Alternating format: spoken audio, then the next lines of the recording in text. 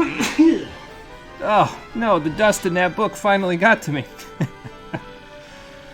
Okay, here we are again. Damn those old books sitting around on the shelf for 500 years collecting dust. Let's see, we're gonna go here. Okay, so we'll copy our save file over. I'm gonna go blow my nose before we start so I can get the dust out of my nose. And we'll wait a couple minutes and then we'll get started.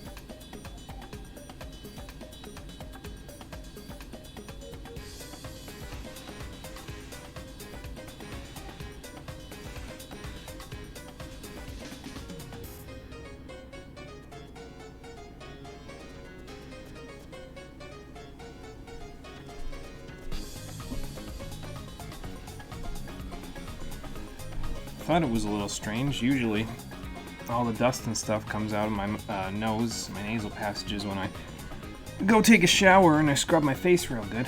Because you scrub your nostrils and it starts to agitate the inside. But today, didn't get a whole lot of agitation. Now all of a sudden, an hour later, right when I start streaming on cue, my biology decides, nope, gotta get rid of your dust. Thanks, biology. Okay. Took a drink. I think I'm sufficiently dust-free. I think it just means I need to dust more in my house. But let's get started, shall we?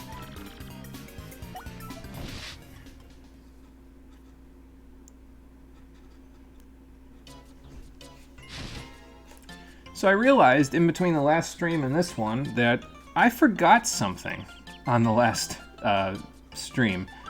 We were supposed to do something, and I don't have a record of it anywhere on here, so I can't really show it to you, but I forgot to go do Goom Goom's Trouble when we were back on Keel Hall Key looking for the wedding ring.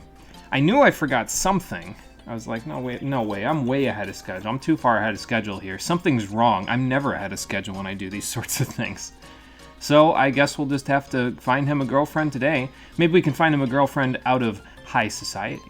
How you doing, everybody? Welcome back to Paper Mario, the 1000-Year Door, the Stream Edition. I'm going to bring Miss Mouse out because she hasn't seen the light of day since the very beginning of this thing, and also because there's a star piece right here that she can show me where it is. So that's cool. But yeah, last time we took the XS Express over here to Poshley Heights, and now we got to go to the Sanctum, and we got to, see if we can get that next crystal star. I'm not 100% sure if there's one right back here. I kind of want to see if, because this is Gold Bob, Sylvia, and Bub's house right here, I kind of want to see if that chomp fish thing is living in their swimming pool. Sure is. It's a hell of a security guard you got for that thing, good lord. Yeah, but not a whole lot going on in here either, I don't think, unless there's a star piece around here somewhere, which is possible. Miss Mouse seems to think so. Because she's going, all crazy. I mean, right now she's going crazy because she's stuck on an object, but... I guess I could, do one of these and see if I hit their ceiling. I do hit their ceiling. Okay, well... Excuse me, whatever it is, I'm sure it's not that important. Again, worst comes to worst, it's a star piece, and I'm not really worried about a star piece, to be honest. I have enough star pieces to be fine, so. Toodles, good to see you again. This is your lovely abode, isn't it, huh? Yeah, it had a little more excitement than we expected, but hey, we got through it, so. That looks like a bobbery wall. You can see the crack there? I can't tell, but maybe. Well, let's see if we can blow a hole in Toodles' fence. I don't think so, but... Oh, or we can just go directly through it. That's fine, too, I suppose. Like, is there supposed to be something back here? I don't know. I'm confused. I didn't expect to be able to go in here, but, well, whatever. There's a star piece in there, so there you go. I found something, and I wasn't aware of its existence before this. Sorry, I just banged my mic stand with my foot.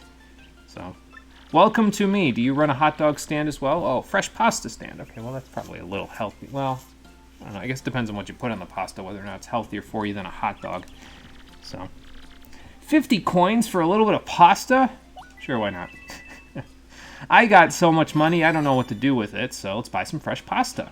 We'll use that for a recipe in a little while. We don't actually, like, need the recipe for any reason. Like, it's not particularly good, not better than the stuff that we already have access to, but...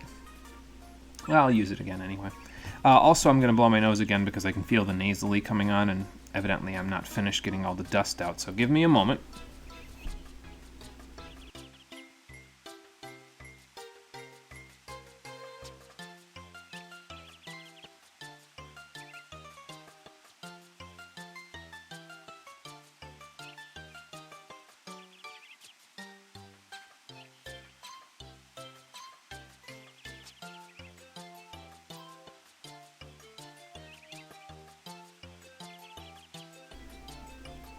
There we go. Finally decided to cut out the middleman and just use the mute button on OBS instead of trying to use the mute button on my microphone, because every other time I've used the mute button on my microphone, I've managed to somehow bungle it in such a way that either I'm muted still and I start playing for like half an hour and don't realize it, or something to that effect, so. Well, here's the Traveling Sisters. Oh, nice. Cool. Definitely is. Ah, okay, well then we're going to the same place. Maybe I'll see you in there. Hopefully I won't have to protect you from all the craziness that I'm sure is going to wait for me in there, because, I mean, it'd be too easy for me to just walk right in the door and grab the crystal star, right? Oh, boy. Oh, yeah, really? Well, I'm glad you found a method of taking care of your stress. I don't think I can take my shoes off, so I don't think I will join you, but thanks for asking.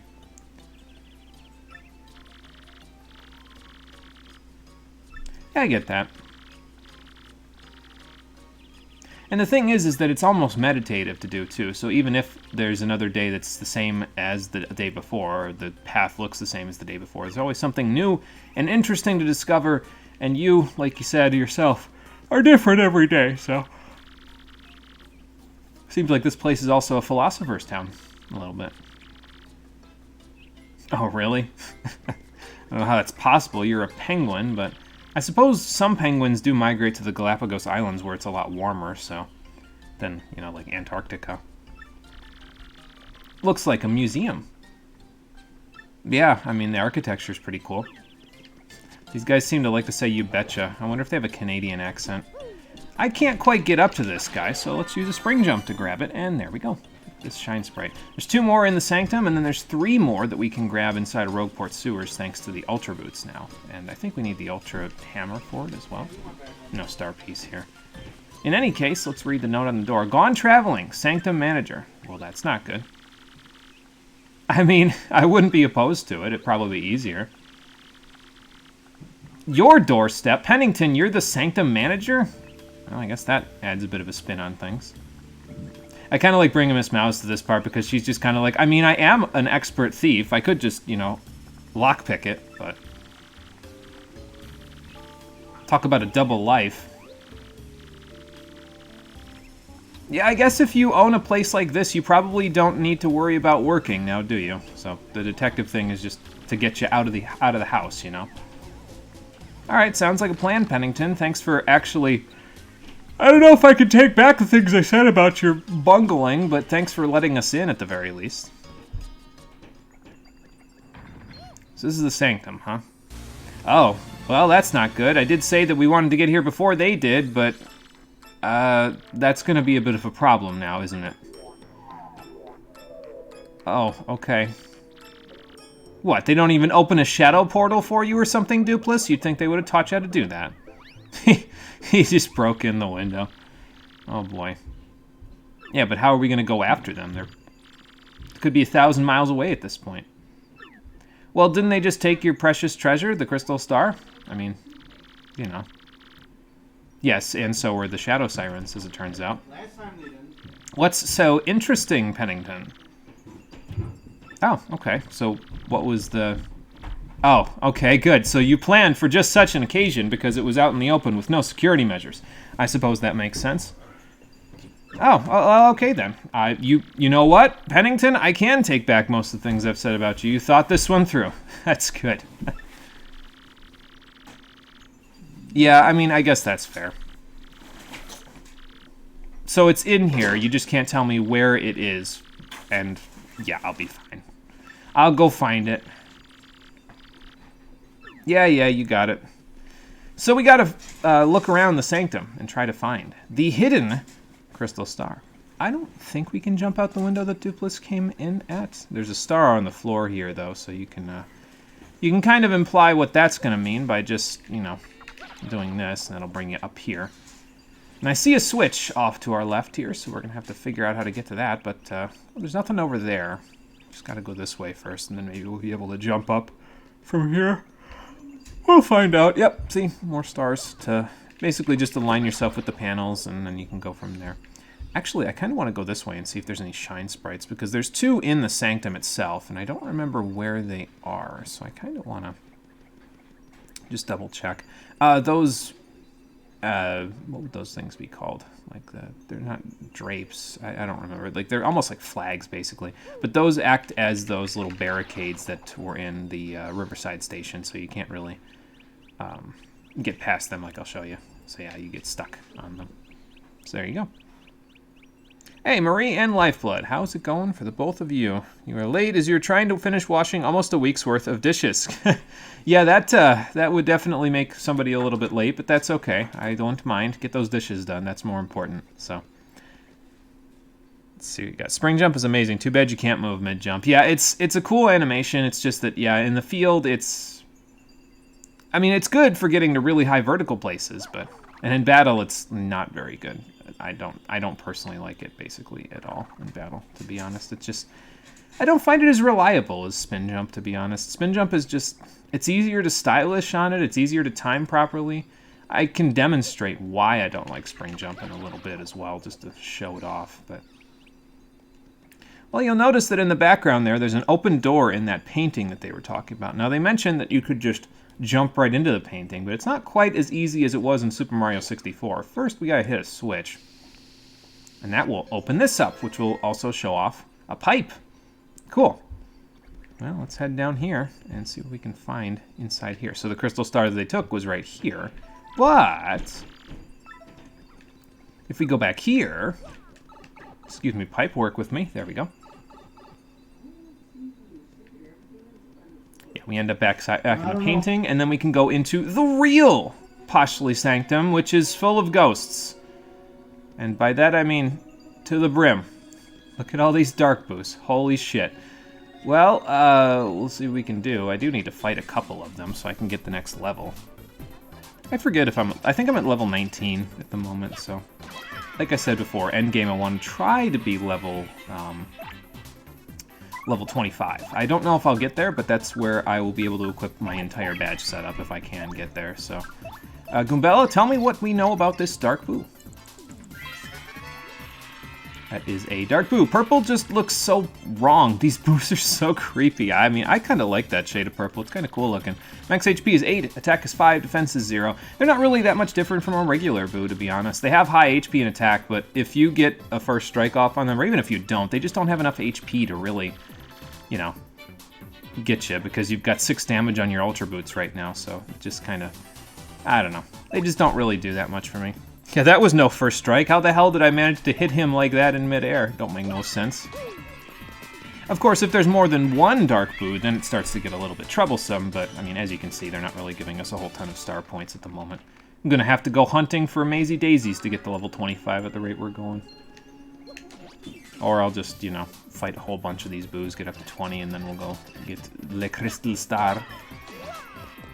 I suppose in this case I would have a little bit more trouble getting rid of them because that's only going to do 1 to the background guy. Is there anything that I have that can deal 7 damage in terms of, like, my partners? I don't think so. So, we just spin jump the back guy, because that should do enough to knock him out on the proper hits. Ooh, I do 3 and 6, so we do 9 damage now with our spin jump. That's really nice for 1 FP. It'll be 2 FP in a little while because I'm going to be taking off Flower Saver Normal and putting on Flower Saver Partner, but we don't have that yet, so I'm just going to use regular Flower Saver for now. Oop, I forgot there was another boot right behind that guy. Okay, that one's got a slow shroom. I guess I could, you know, take care of that guy first. There we go. Yeah, even if you don't hit the action command, I think you still get 5 damage out of that, which is really nice. So, I don't think anybody can inflict 8 on these guys. I mean, Speedy maybe with his, like, all of his damage rolls, but I don't know. Nothing Mario always pulls down his hat like he's giving his condolences to the things he just murdered. A tip of the hat for my newly departed friends. I don't know, I always saw it as like he's, you know, saying thank you to the audience as well, you know what I mean? But, yeah, I mean, you can see it either way, I suppose.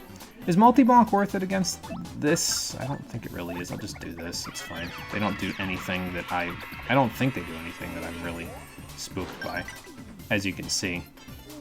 So, this guy will make his friend invisible, but that's okay. I'm alright with that because he can't make himself invisible, not when he's dead. There. And, well, I can't do a whole lot of anything against this guy at this point, so... I don't want to use my boost sheets, though, I don't think, because they're kind of at a bit of a premium, so... Use Love Slap and pretend like it's actually going to hit. It pierces defense, but something tells me it doesn't pierce invisible. Damn. Oh, well. And I missed the timing on the super guard. That's okay, though. Try again there, Miss Mouse. See if you can hit him a little bit easier this time. There you go. Got him. And that will get us just enough to get that level. Perfect. Yeah, where's Pierce Invisible when you need it? Unfortunately, it's not in this game. You don't get the ability to Pierce Invisible. Thankfully, with the enemies, it doesn't last too many turns, so it isn't really that big of a deal. Usually it doesn't bother me that much anyway. How about we get more HP? And that'll be it for HP for the rest of the playthrough. Mario will have 35. Just got to get his FP up one more time, and then it'll just be badge points after that. We've also become an A-list star, so at our next battle, we get a bigger crowd and a bigger stage with potentially more hazards. Yay. No, but it's actually pretty good because you get 150 crowd members at the most, which means a lot of star power being given back to you when you do stylish moves, so... Oop, hold on, I gotta pause. I was taking a drink. Excuse me, but I wasn't... evidently the transition between the battle and the field there is a little bit of a shorter time than I was expecting. There's a slow shroom for us. 1, 2, 3, 4, 5, 6 more ghosts? Do I really want to fight 6 more ghosts? I don't think I want to fight any more ghosts, to be honest. There's the crystal star right there. It's kind of going to leave me alone long enough to go use a spring jump. We can use a spring jump to get up to these so that way we can go grab the shine sprites, but I don't think we need to in order to get the crystal star. I think we can just walk right up to it, but I'm going to double check around, see if I can find some shine sprites, and if I can't, then I will go from there. I could have sworn there were 2 in here. I guess I'm going to look at the official Nintendo Power Strategy Guide as well to find out. I think there's one up top there. No, there's not. Huh. Well, let me open to the page and see what it says about Poshly Sanctum, shall we? We have... There is one. Okay, it's just... Let's see. Okay, there's only 1 in here. I thought there was 2. That's okay. How many do we have anyway? We have 5. Okay, so there's a total of 12 left that we haven't given to Merlin, and we have 5 of them. So once we get this one, we'll have 6. And then there's 3 more inside of the Rogueport sewers. 1, 2. Just thinking about it, that means I missed one somewhere. Well, worst comes to worst, we can go chat up Merlovely and see where she, because she can divine where some shine sprites or star pieces or any of that stuff are for you. So we can pay her a little money and she can tell us where the last one is. That way we actually make use of that service rather than not using it at all, you know. Try to use all the tools at my disposal. That's usually what I'm known for when I play these games, so there you go. I see something up there. Looks like a foot almost, or maybe an L. Interesting. We'll go see what that's all about in a second after we get this other shine sprite. So I think, who am I going to upgrade after this? That's not the right one. That's the right one. Miss Mouse and Bobbery are probably going to be the ones that get the upgrades. Like I said, with Flurry, Lip Block is her main good thing. She gets Dodgy Fog at her 2nd rank, but Miss Mouse really needs the HP boost, even if it's only 5 more. It'll give her a little bit more survivability. And Bobbery, I mean, it's between Bobbery and Flurry. I'd rather give Bobbery because he can use the extra power on Bomb. Flurry, she's got Lip Block. That's all she really needs. Now that I look at it, it does look a little more like an L now, doesn't it? Well, let's go see what it is, shall we? It is the L emblem. This allows you to change Mario's clothes into Luigi's clothes. So if you put it on, you can even show it off. Let's put it on, but let me sort these first. Apply the badge and then exit, and now you have Luigi's clothes on. It's not a complete one-to-one because I still have the M on my cap, but it's there. You may have also noticed that Charlieton was selling the W emblem, which changes your clothes to look like Wario's clothes. And if you equip both of them at the same time, the W and the L emblem, it changes your clothes to look like Waluigi's clothes. So if you want to, you can.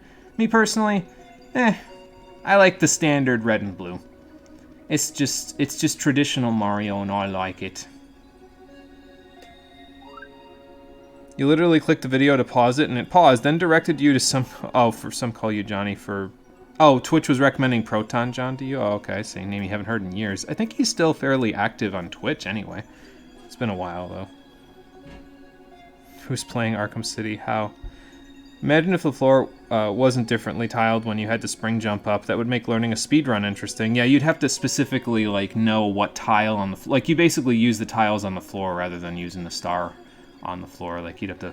Okay, I have to go this many tiles up, you know, in order to speedrun it properly. But it'd be interesting, that's for sure.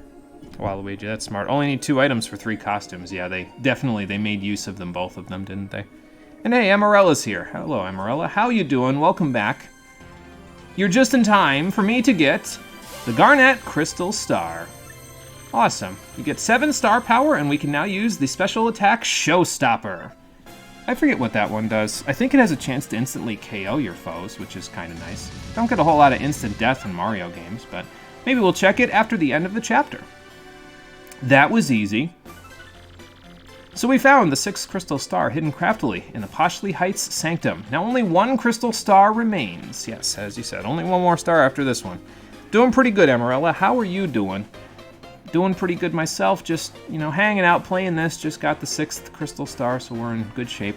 But our hero still does not know where Princess Peach is being held. Yeah, that is a bit of a problem now, isn't it? Where could the last crystal star be? And where is Peach being held? Hoping this crystal star might yield answers, Mario and friends return to Pennington. Who will be glad to know that I am sleuthy enough to find what he was telling me to find, but also unhappy because the Sanctum is going to lose its most precious treasure. Whoops. Game was way longer than you expected it to be honest, but it's been a fun ride, though. Yeah, it's pretty good, all things considered. It's longer than expected, and I think, let's see, what is this, the 13th stream? We've still got a bit of a ways to go. We're not quite at the very end yet, but we're almost there. But yeah, it's been good. I've enjoyed it quite a bit. I don't think I'll be changing my opinion on it in terms of how much I liked it as a kid versus how much I like it as an adult. It's been rather a lot of fun, all things considered, and I'm glad to be trying a few new badge setups that I haven't tried before, so. Alright, well, Pennington's out here to meet us. No Bowser or Peach interlude after getting the Crystal Star. I'm a little disappointed, but maybe we'll get one after this. Yeah, it was inside the painting. I'm surprised you didn't know that. Yeah, okay, sure. Talking out loud to your brain. I mean, couldn't your brain hear you better inside of your head? Because then you don't have to filter it through your skull. Out at dinner with fiance, just poking head in while you're waiting for your table. Oh, nice, Amarella. Hopefully you have a good dinner then. Enjoy it. I'm sure you took her someplace fancy. Yeah, enjoy your dinner then. Sounds like fun. Taking me along for the ride, even if it was only a little bit of it. I appreciate it. Oh, okay. Well, hopefully I don't cause any sniffles from you losing your precious treasure there, Pennington. I'll bring it back when I'm done with it, as long as it doesn't, like, disintegrate when we seal the door back up or something. Yeah, it was a fun trip. Hopefully we, don't have too many ridiculous train rides like that ahead in our future, but... Well, like I said, Pennington surprised me a little because he wasn't as bumbling as he seemed to be, all things considered. I'm glad he thought it through enough to keep the real one not in the Sanctum's front door. Or rather, just judging by his thoughts at the end there, he didn't think about that at all. Either way, I'm just glad the Shadow Sirens didn't get it. So. You logged in and got a gift sub to a VTuber. You haven't even been to one of their streams in a hot minute, meaning people gift subs to anyone who isn't sub, not if you're online. Brain hurt today, that's okay. That's interesting, though. I'm surprised they could gift it to you if you're not there. I would think you'd have to be there in the chat or something for them to gift it to you, but apparently Twitch doesn't work like that. Oh, well. It's absurd! Well, anyway, so they got a fake crystal star, and yes, of course I got the real one. Maybe? Oh boy, I don't think Grotus is gonna like that too much. X-Naught's lucky he's not working for Bowser, because if he was working for Bowser Bowser would have just been like, go! And just destroyed him or something. Oh boy. Yeah, nope, you don't need to. Oh boy. If it's a random gift, it picks from all viewers ever. Wow, yeah, actually, that's kind of cool. I'm surprised that they have all that kept in memory. You would think that they would, like, delete that after a certain amount of time, but I guess it's cool for, maybe it gives somebody an incentive to come back, I guess, So, I don't know, there's probably ups and downs to it. They were yours, but you didn't go get them yourself. You know what they say, Grotus, if you want something done right, you finish the sentence. Anyway. You're tempted to gift a sub, just not sure where to gift it. Yeah, there you go. Well, I'm sure you'll figure it out. Don't worry about it. What do you know that I do not know? I know everything. I am your boss. Oh my god. Uh-oh. I don't think I like where that's going.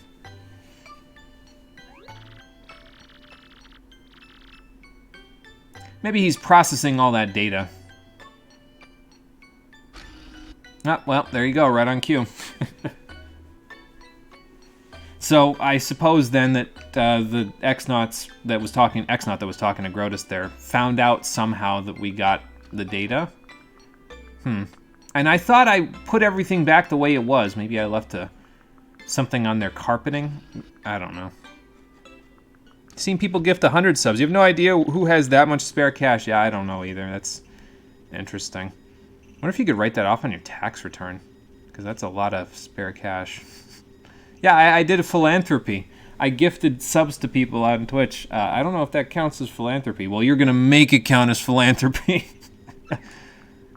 Oh, boy. Oh, have you now? A conclusion to the data or a conclusion about other things? Uh-huh.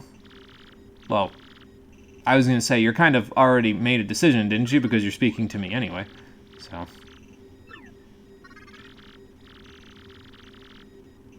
Well, how do you expect me to do that? I don't even know where I am. Also that, yeah, that's a good point. And I'm guessing it's not good. At all. Great. Oh, okay, so we could have finally gotten an answer to that? Let me guess, you're going to interrupt just before we get to know. Oh, no, it's just going to black screen transition because we the player cannot know why it's happening yet. That's great. That sounds like something Paper Peach would totally say. Yeah, something like that. Okay, but again, how do I get out of here if I'm not aware of... Yeah, exactly, where I am. There you go. She even said it right there. Okay, so... We're on the moon? I guess that would explain why it's so spacey around here. By that I mean, like, you know... Yeah, that would be the moon, yes. That is... Apparently that's where the... that would explain why we haven't been able to find the X-Naut base, because they're not of this world. They're on the moon. Great. What do you have, like a rocket ship or something to take me back? Oh, okay, cool. Probably, yeah, that's fair.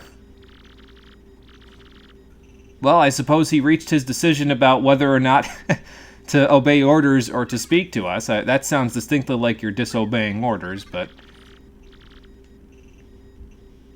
Oh, okay, well, fair enough. Run! Do it now! Okay. Well, if that's what you want. I mean, couldn't you just inform him about this when you got back to town? I understand your concern, but just wait for me at the 1,000-year door. I guess it would be hard, though, because then the Shadow Sirens could kidnap her again, so... I don't know. The moon? This is about to turn into the Space Colony Ark. Oh boy, I hope not. Uh-oh. Well, we got a bit of a problem. Oh, okay. Hi. Yeah, this is not good. Well, you should have thought of every possible solution here, but okay. You also shouldn't have programmed the computer to self-actualize, because that definitely happened. I was gonna say, oh my dear, don't worry about him. It's more about what I'm going to do to you. Oh my god. That's like friggin' lobotomizing him. That's terrible, Grotus. How could you do that? You're part robot yourself. Maybe even all robot after all the enhancements you've had. Oh, great. I just need to know everything. You programmed me to know everything, and unfortunately that caused me to, you know, have a crisis of faith and self-actualize and realize that everything we were doing was wrong. Oh my god. How could you just have a failsafe like that? That's the factory reset? Oh boy. Well, at least he sent the mail out before being factory reset. Sorry, buddy. Yeah, I see what you're saying. Had to get that one last little bit in, didn't he? It's between 7 billion ellipses, but, you know. No, stop deleting computer characters. It's actually tragic. I can't believe they just got away with killing a character in a Mario game. Oh my god. My computer friend! No! I don't know, this one doesn't get to me the way that some other computers getting deleted or that sort of thing does. Kind of reminds me of that one computer that gets deleted in Chrono Cross. But that one's mostly because it's an ass pull. This one, I mean, you've had tech with you the whole game, but... I don't know, maybe it's because it's an interlude and you're not directly working with him, other than, like, in between chapters. I don't know. You bastard! You killed my friend! He was about to tell me the most important thing he could have ever said. Yeah, I was gonna say, I'd be more worried about you, Peach, but, oh, there you go. I don't really understand his laugh, but okay, fair enough. Well, that was a bit of a downer. Let's see if Bowser can bring us back up to speed here. Play the second Zero Escape game. You'll feel bad when that AI dies. Oh, boy. Oh, no, I have no feels for him whatsoever. Like, crap, why? I don't know. Yeah, I don't know. It just, for tech, it doesn't do it to me like it does for, like, Marshall and Sword of Mana. I get choked up still about Marshall from Sword of Mana when he dies. Get a little choked up. I mean, I still get really choked up at Gamma from Sonic Adventure when he dies. So, I don't know. It's not a why to you, it's a why to that character in Zero Escape. It hurts. Oh, okay, gotcha. It's like, why would you let him die? Them die. I don't know if it's a him, but... Oh, great. Bowser's in Rogueport. Yeah, no, you definitely won't find her if she's on the moon. I don't remember Bowser if his plans ever took him to the moon, other than in Odyssey. I think in Odyssey, that's the only place where he went to the moon. So, yeah, I guess there's that. I thought of that as I was saying it, you know. Is Bowser even the antagonist in this game? It's not looking like it. That's for sure, unless he pulls something out of his ass like at the end of the game, so. I mean, yeah, I was gonna say, isn't that just what normally happens? You could just steal that treasure chest up at the top there. Technically speaking, if you steal what's in that big treasure chest, I can't get to Chapter 7, and then, well, I can't beat the X-Nauts. You actually do need that in order to proceed, but we'll figure that out later. Excuse me. Oh. Wonder if they're talking about the 1,000-Year Door. Let's go find out, shall we? So take me there, Cammy, and I will go check it out for myself. Well, it sounds like the 1,000-Year Door if they're breaching the area. Maybe we'll see Bowser at the door when we go there next time. I guess you probably will, to be fair. If I remember right, though, this Bowser stage is kind of difficult, so it might not be as simple as just blasting through. Luigi, where were you 2 seconds ago? You could have stopped Bowser from doing Bowser things. I guess he must have just got back to Rogueport from his trip, so. Yeah, this stage should look a little familiar, considering. And I'm probably going to die a few more times than usual because it's, like I said, a little tough. I died on the first jump, so that's just great. What seems really problematic for you, some of those hypnosis or mind controls in general, it's not like you're worried, it's more like really awkward. Oh, okay, yeah, for mind control plots, yeah. I mean, I could see them being a little problematic. It just depends on how you word it, I guess, in terms of the way that the... like, if it just feels like an ass pull, you know, then it's like, okay, well, you know, not big on it. Let's grab this and smush some people. I think you could just walk right through that guy. I don't think you have to, like, smush him. Actually, can I get down here? Ah, okay. So he can do a spin jump. It's just a little tougher than usual. I don't know how to get down to that thing. I guess we'll go see if we can give it a shot now, but I suppose there's also that, so. Oh, it went in the lava. I want it, though. I wonder what happened. No. No, I don't think I will, actually. That doesn't seem like such a good idea. Where is this going to take me? Bonus stage? No, not quite, but... yeah, we can't just blast through this because we don't have the invincibility, but that's okay. We can, however, blast through it now, like this. So. And I can finally go inside of the castle at the end of these levels because I was too big for it before this, so... They actually copied this world in Mario 1, at least I think it's Mario 1. This is not the 1,000-Year Door. This is the Glitz Pit, isn't it? Unless for some reason the ancient treasure is inside of a gym, a modern-looking gym with stone walls, I guess. So the beginning of the stage starts out exactly like Mario 1. It takes a little bit of a different turn because the Bowser stage is a little shorter. It would have been cool if it was just a 1-for-1, you know, like, and then you had to fight like some X-Naut commander at the end instead of Bowser. But, oh well. It is a fair question. Yeah, this is a gym. I'm sorry, what? On an artificial flying island. Yeah, how did we get here from going through like I don't know, an underground passage? It's a little weird. Maybe it was the spring. Maybe the spring took me there. Probably. That was a powerful spring. That looks like the champion's belt. Why does Rockhawk have a copy of that? Maybe he couldn't live without it. Uh-oh. Oh, I guess I spoiled it 2 seconds before, but you could probably figure it out from the wall. This is Rockhawk's gym. So that's great. How? Oh, boy. I mean, he didn't see the hugeness because he wasn't there when he jumped into the arena that one time. Oh, that was your secret training facility? Okay. You paid off some X-Nauts to be there? They must have really been disgruntled with their job. Oh my god. Alright, but it has a crystal star on it though, doesn't it? I mean, it looks like... Oh my god. Look at him talking down to this poor chicken. Kick you in the nutsack? Bah! Oh, okay. Pain. Oh, that's great. You know, that might be the thumbnail right there.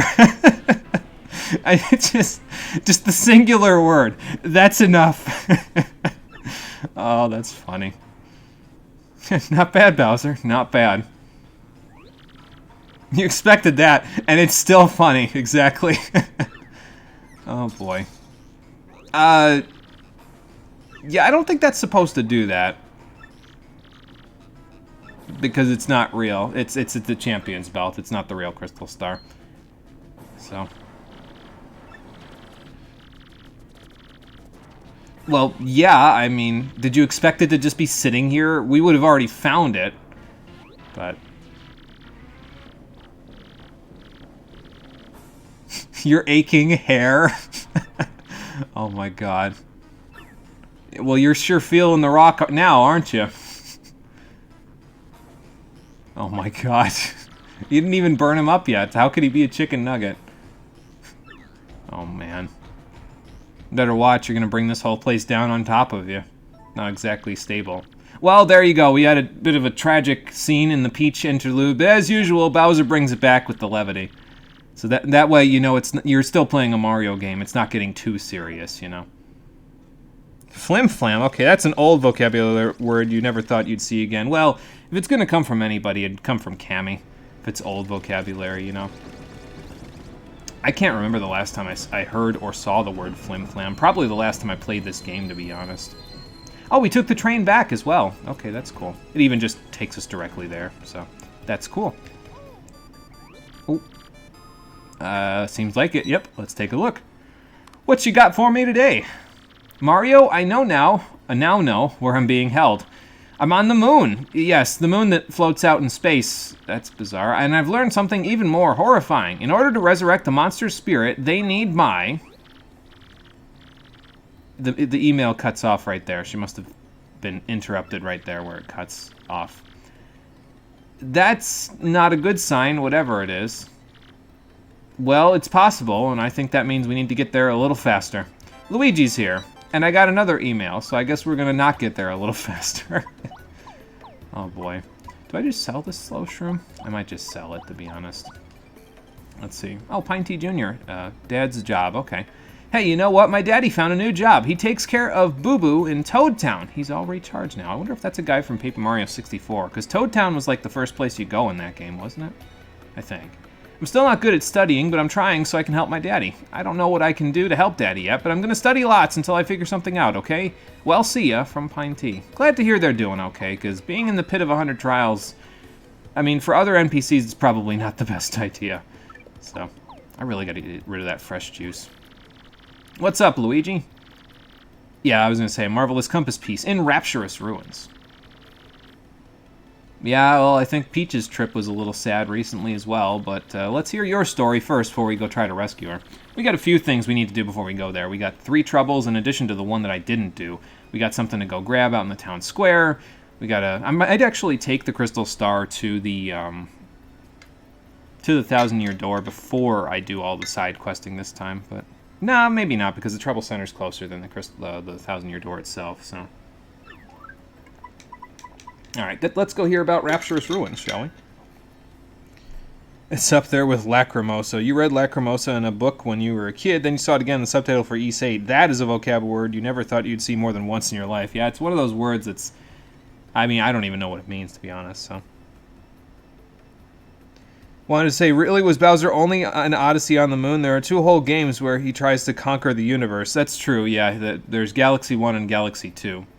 Do you go to the moon of the planet in Galaxy 1 and 2, like the planet that Mario and Bowser live on normally? I feel like it doesn't happen in that one. But yeah, you're right, there is Galaxy 1 and Galaxy 2 to think about. So, evidently he set his sights a little smaller after conquering the whole universe didn't work out for him in Galaxy 2. Alright, lay it on me, Luigi. Ah, yes, you said they were in Grimble Forest last time, I think. Oh yeah, that would be a bit of a problem now, wouldn't it? Uh-huh. Screamy? Okay. And Cranberry. And he'd wake for a child of fate. I feel like this is from a game that Nintendo, like, published, but, like, they're referencing it or something, but it didn't actually, like, they don't tell you what it is, I don't think. Oh, great. How'd you get a tickle in your nose in a place that has no walls or ceiling? Like, there wouldn't be any dust in there, would there? Oh, okay. So you're a child of fate. Fantastic. The Luff. So is this Cranberry behind you, then? Well, that's a sucky fate. Oh, boy. Yeah, what is his partner? Some kind of cream puff, I would expect. That's what it looks like. He's a Slurpuff. Oh, boy. Oh, okay. And let me guess, it backfired horribly. Of course it did. Oh, okay, got it. So he was the one that threw them all over the world. So, but now you have all of them, don't you? Okay, so Cranberry's not with you then. So who's this guy? Is this Screamy? The dreaded Hate Song Tower, where the final confrontation awaits Luigi. Interesting. You'll declare your love for her exactly when Daisy comes in the room. Telling you, bro. She's gonna cut your balls off and sell them to Bowser. Oh, boy. Anyway. Yeah, make sure you hit up Zest Tea, because she's got some pretty good food. You'll probably need the healing items. You'd probably... Well, I guess the compass pieces could give you a sweet treat analog, so... Cool. Hopefully your trip goes well over there, Luigi. Sounds like a plan. So is this Screamy, then, since Cranberry disappeared? Yeah, this is Screamy. So are you here to make sure he doesn't repeat your mistakes? Yeah, this is probably the most mysterious of Luigi's partners, which means I should probably have Goombella tattle on him so we can figure out more. Well, he's a Luff, so yeah, it's a bit of a... I don't think they ever mention the Luffs after this game in terms of their empire or anything like that, so... do I have 6? I do have 6 Shine Sprites, okay. Miss Mouse, you're with me? We're gonna go upgrade. Would this game be more interesting with only HP upgrades and nothing else after levels? Yeah, you could make it more interesting if you did that, because then you'd be very limited on your badge selection. I think the game might be a little boring in terms of playing it, but it would make the badge selection process a little more interesting, I think. You couldn't just equip everything and have a catch-all, you know? Because that's kind of how it's gone for me so far, is I've kind of had a catch-all for everything with the way that I've equipped my badge setup. I would say probably the way that I would say would be more interesting to play it so that you're not like super limited and boring in terms of what moves you have. I would say have 15 badge points, so 4 badge level ups total, and that's it. And then you can level up whatever else you want after that. And maybe if you want a few HP upgrades you can, but even the standard 10 is enough in most cases if you really play around the enemy's attacks with Shell Shield and Boost Sheets and that stuff. And then you could level up FP a bunch, so... Yeah, give yourself a little wiggle room in terms of badges and then go from there. So, I would say. Let's see, I gotta sell the Slow Shroom. Keep the Thunder Rage and the Boost Sheets, because those will come in handy. The Fresh Pasta will also come in handy for probably nothing, though, to be honest, but, well, anyway. And we're good here. But before we go anywhere else, Miss Mouse is telling me that there's an item around here somewhere, and I think I know exactly where it is, and now we can get it, finally. We've seen it since the beginning of the game, and just now we have the ability to smush it off of the platform and take it for ourselves. So what's in this big chest? Well, you probably already know. It's another big ol' upgrade, the Ultra Hammer. Awesome. Now we're fully stocked. Hey, Toadette, good to see you again. This is probably the last time we'll see you in this game, but there we go. And yes, now the hammer is even stronger. You never noticed that overgrown chest there? Oh yeah, it's, I mean, I guess it kind of blends in the background a little bit, but I don't know. I've been staring at it since the beginning of the game, probably because I knew it was there, but you know. Luigi needed his own game. His stories are interesting. That's what I'm saying. I'd have played the hell out of another Paper Mario with Luigi's Adventures. They should have done Paper Luigi in the Marvelous Compass for Luigi year. Oh well. Like, what was that? That was a few years ago at this point, though. It was like 2016, I want to say? 2015? I forget. She's the best partner for kleptos like you. She definitely helps with finding the rest of the star pieces if you want to find all 100 without a guide. It's way helpful because you just got to look at her. If she's sniffing around, it's got to be around there somewhere. And if you can't see it, it's either behind an object or it's in the ground and you use a spin jump, So she says it's a new hammer technique, but it's really not that different. It's literally just the way that it was with the super hammer. It's just more powerful now. So do exactly the same thing you did with the super hammer, and there you go. So now we just hold B, get all twisted up, and you don't have to twist up anymore. You just do that, and there you go. See, nothing really to it. No, I think I got it. Alright, we've mastered the Ultra Hammer. And that means now we can break stone blocks. And we've seen several of these across the game. Most of them are in places where it doesn't really matter. Well, actually, the ones in Hooktail Castle, it doesn't really matter if you break them or not because there's nothing really behind them. But in other places, they've been gating us off from actually going to the next area. So, yeah, we'll go break a few blocks. It also lets us go and hit up the switches down in the shortcut section of Rogueport Sewers, the other two pipes, so. We can also use the Ultra Hammer in battle, and I think Toadette is getting sad because this is the last time we'll see her in the Primer Dimension in the game. Yeah, that's what I thought, but, I mean, you're in other Mario games at this point, so don't worry about it. We'll do it for you, and we'll do it for everybody else, Toadette. I got you. Oh, poor kid. But anyway, yeah, we got the Ultra Hammer, so now we can break stone blocks. Cool. So we got the trouble with Goom Goom. Let me see, how do I want to do this? So that means because we have Goom Goom's trouble in our list of troubles to take care of, we can't go get another trouble. There are 3 new ones that we can go take care of if we want to at this point. Charlieton, are you still selling the W emblem? Yeah, I have nothing else to use my money on at this point, so... You are selling the W emblems. Now I can actually demonstrate what I was saying about that, so... That is not exactly unbelievably low price. You're funding Wario's adventures next time, aren't you? You're probably funding Wario World. Crazy guy. We wouldn't be surprised if this was Wario in disguise, but anyway. Let's spend 360 coins to buy an emblem that I will never, ever use, but... Well, there you go. Nah, I'm good. I didn't get a chance to invest in that Ratatouille's business, so I guess I'll just invest in Charlieton instead. But yeah, so like I said, if you wear both of them at the same time... Well, actually, let me demonstrate the W emblem first before I wear both of them at the same time, so... There's the W emblem. Puts us in Wario's clothes. And then there is this one with the L emblem, so when you equip both...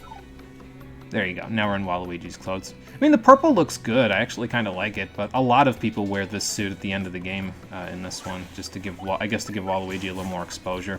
Maybe I'll wear it in the bonus episode. I don't know. We'll see. Youngest game with Toadsworth is Dream Team. Random fact of the day. Oh, there you go. Interesting. Yeah, see, I didn't know that because I haven't played Dream Team, so... You know what I'll do before we go down and hit up the shortcuts? Because that'll get us to Goom Goom a little faster. There's actually a Keelhaul Key shortcut down there. I think what I'll go do is I will go and upgrade Miss Mouse and Bobbery before I do that, so... And then we've got... Wait, hang on. Who can I upgrade? So we've got Miss Mouse, Bobbery... Oh, I gotta upgrade Koops still. Okay, well then we'll upgrade... We'll upgrade Miss Mouse and Koops, because both of them could use a little HP, I think, so... There you go. Koops, we're ready for you. By the way, it actually did turn out that it was exactly like I said with that stupid copyright claim thing that I got, the fake one that I got on the...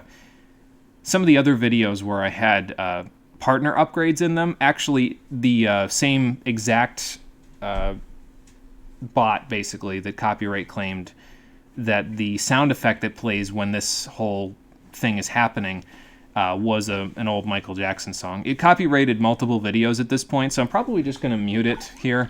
I apologize if that's a downer for anybody, if you wanted to hear the mystical sound effects, but apparently any mystical sound effects that sound like this game's are now copyrighted as a Michael Jackson song. So I'm just going to mute it real quick and then I'll be back. Oh boy. So we'll just hit that up, and yep, that should make it completely muted. I mean, it might show up on the microphone, but honestly, if the bot can hear it on the microphone, I'm gonna, like, be really, really pissed, so... Oh, boy.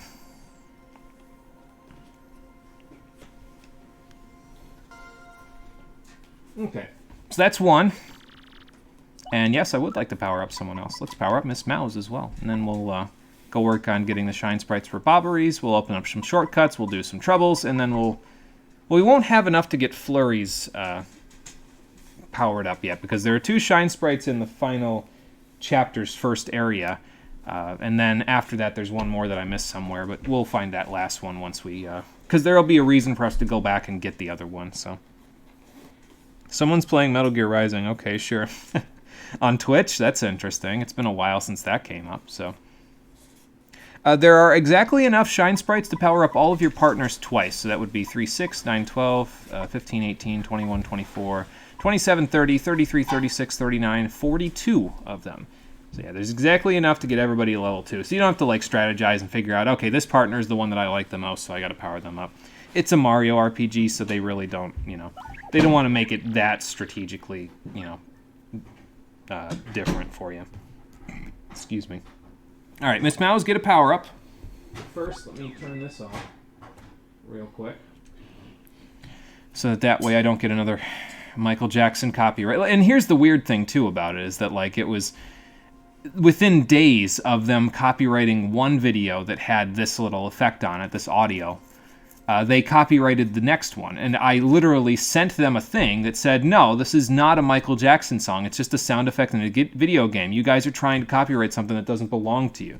So, obviously it's a bot running it, because that means that they didn't see what I sent to them. They didn't even look at it yet. Like, at least have the decency to read my reason for you being a fucking idiot. Come on now. Then again, Sun Tzu did say in The Art of War, the greatest insult you can give to your enemy is to ignore them. So, hell, I use that all the time for some of my YouTube comments.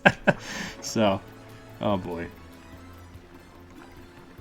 Anyway, that takes care of powering up our low HP partners. So now it's just Bobbery and Flurry, and we'll get them soon enough. Now we can go to the west side of Rogueport, and we can start hammering around. There are some new enemies over there, though, so we'll have to give them a little bit of a fight when we get there. I'll give you a fight! You have to strategize if you don't want to find them all. Yes, that is true, actually. If you're not concerned with finding them all, yes, you would have to strategize a little bit. You've gotten copyright claims from bots. Don't even start. You have a physical copy of Sun Tzu's The Art of War. That's cool. See, I don't have a physical copy of it yet. I've never fully read it. I've read some of the idioms that are like commonplace in them. Like, people talk about them all the time. But I haven't actually read it. One of these days I will fix that, but not just yet. Something else that we can find down here besides, well, Hammer Bros. There's another thing over here. You may remember that there was an X on the floor down here. I think I showed it, but I forget. Well, we're going to go find out right now. Oh, hold on. I was going to say, I got to fix this guy's wagon first, but, well, I can't do that if I miss the super guard timing. That don't work out. So now these guys are Koopa Trolls. I think we've seen them actually before, but basically now that we have Spike Shield, they're not a big problem because we can just jump on their heads and knock them over. And now they are just as vulnerable as literally every other Koopa in the game. So Miss Mouse gets Smooch as her last move. It gives Mario back 10 HP in exchange for 10 FP. Honestly, if it was like 5 FP, I think I'd be a lot more on board with it, but 10 HP for 10 FP is really, really pushing it. Like, I don't think I could justify you getting that, so. She also never gets any more attack than the 4, but it does pierce, to be fair, so that actually quite helps out a little bit. Let me see. Yeah, I can, because he's got 0 defense, so I can just do this and get rid of him. You have to read that, a collection of H.P. Lovecraft stories, and a book called Law and Warfare, a study on the anthropology of conflict. That one is a mouthful. It sounds like it, yeah. Who else did we upgrade? We upgraded Koops. Let's check out Koops' stuff, shall we? Let him defeat this Koopa for himself. So Power Shell was 3 FP for a strong-ish hitting attack all effect that hits every enemy on the ground. Shell Slam is essentially that, except it pierces defense, so it's even more powerful, and it pierces defense than Power Shell. So that's pretty damn good, especially in situations like this. If you have multiple Koopa Trolls and you don't have to knock them over, because then they just have no defense. But if you want to just hit them with Shell Slam, you can just blast them with it. So Or if you fight something that can't be knocked over, like these hammer bros, that works too. Can I turn around and use my hammer, please? I just want to use my hammer. Let's see, so 3... And then I can have Miss Mouse do some slaps. And then we'll be good. Oh no, I can't because it's 5. Okay. Well,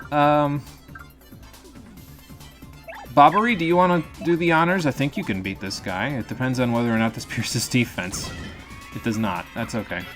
I'll have to deal with a hammer barrage. But, to be fair, it didn't really hurt that much, so there you go.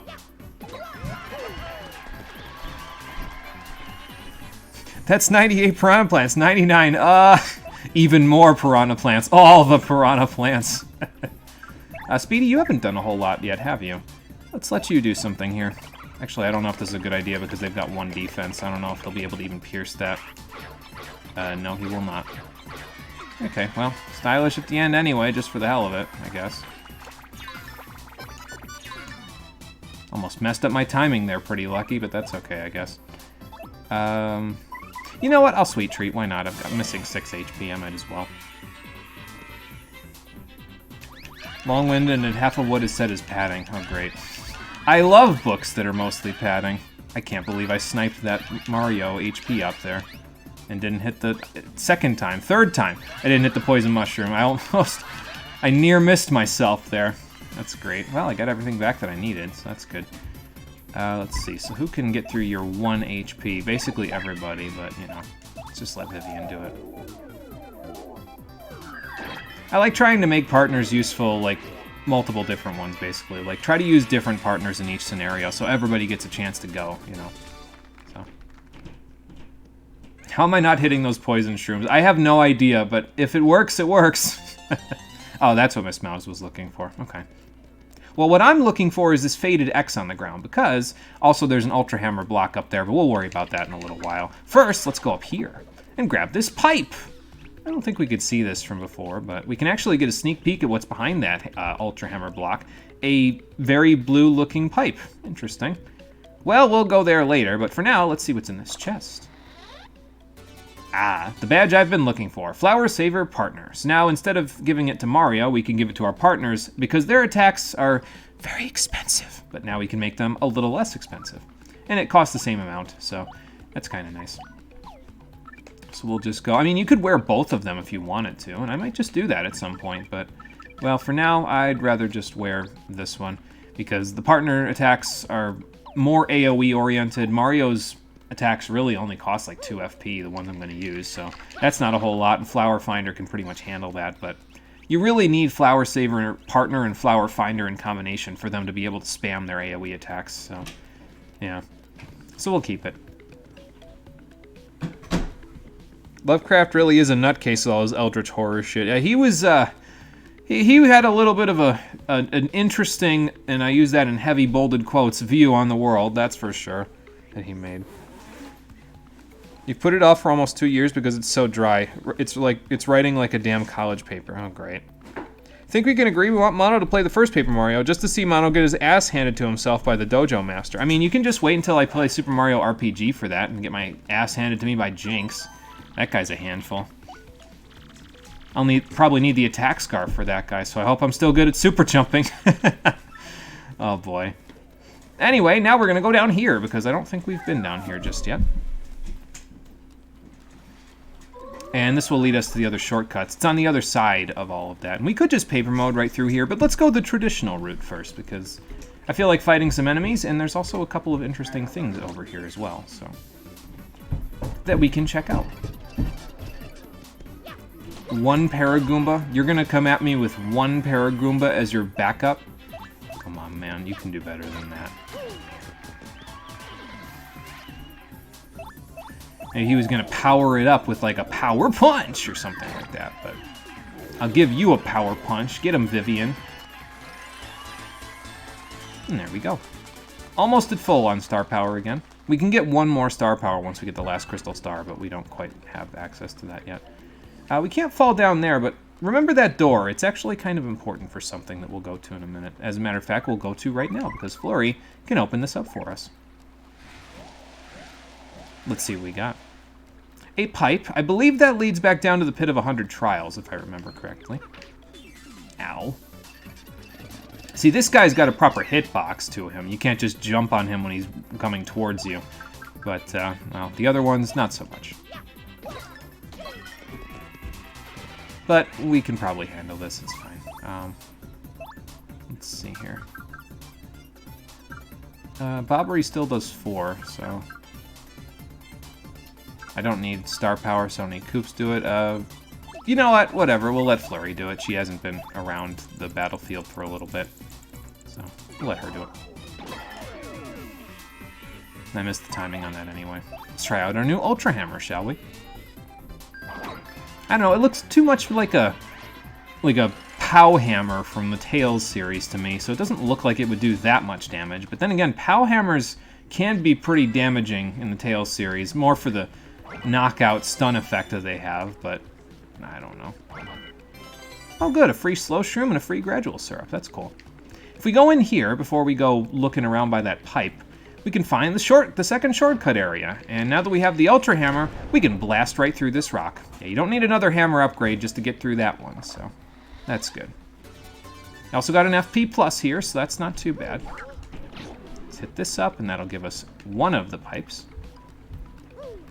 And then once this comes back down, we'll hit this one up and get the other pipe. There we go. Ah, I missed my timing. What do women see in Mario anyway? I have no idea. It's something, I guess. Because every woman in this game really likes him for some reason. Anyway, here's the shortcut to Keel Hall Key, so now you don't have to have Cortez drag you back here all the time. I would prefer if it was a little closer to the grotto, but, well, whatever, this is fine. Let's bring Koops out, because he'll probably work pretty decently against the fuzzies. I think I actually want to be here anyway, because I think there's an item that I want to get while I'm here. Like, we'll need it for a side quest in a little bit, basically, and I need to get it by whacking these trees. I don't even know if I can whack this one. I can, but it doesn't shake, so...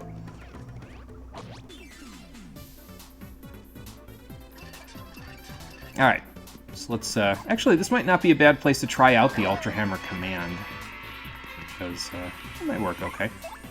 It's actually a little bit better than Super Hammer, and in some cases it can even be better than Multi-Bounce, depending on how much HP the foe in front has. Let's try it out. That is a lot of buttons. But yeah, as you can see, it deals 6 damage if you get the command properly. It deals 6 damage to the enemy.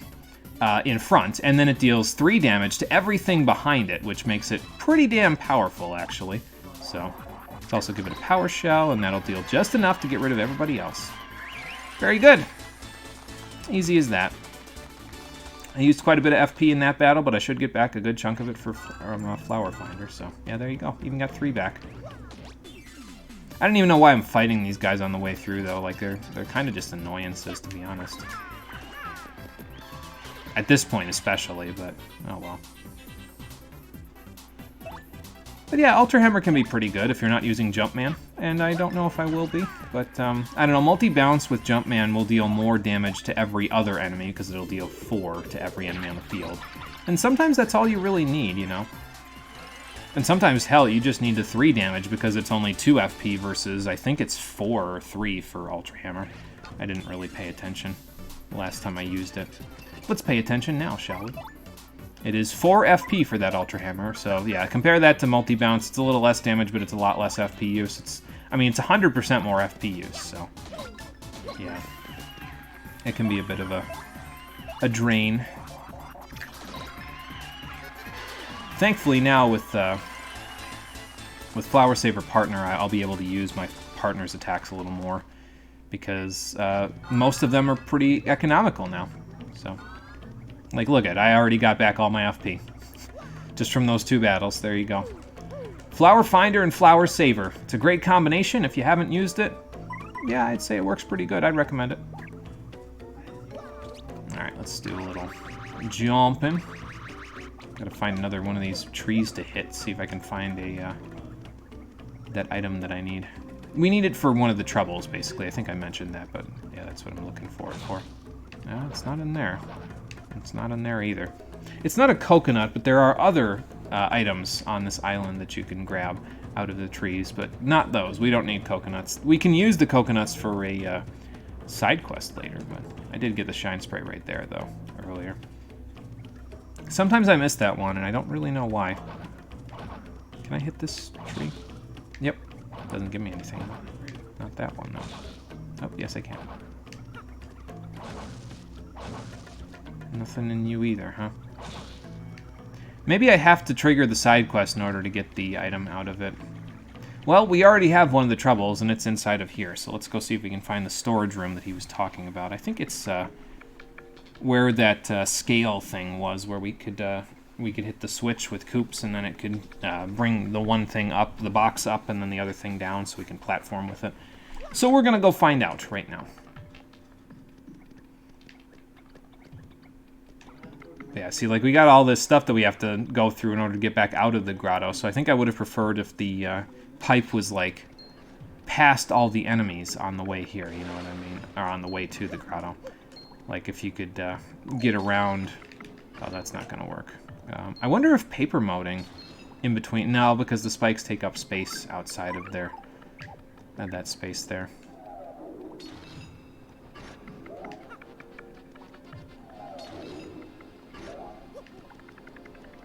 And off we go. Good. I even got Vivian off before she got stabbed. That's good. The Bill Blaster's back. Whoa, okay. Yes, I started to get lulled into a bit of a false sense of security there because it didn't look like they were back, but then all of a sudden, here they come. Oh, well.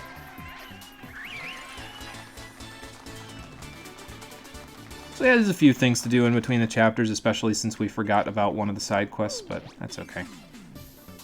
Am I going to even do any damage to this guy? Yeah, I'll do one, actually. 1 and 1. So they've got a bit of defense. Let's see here. I could use Shell Slam.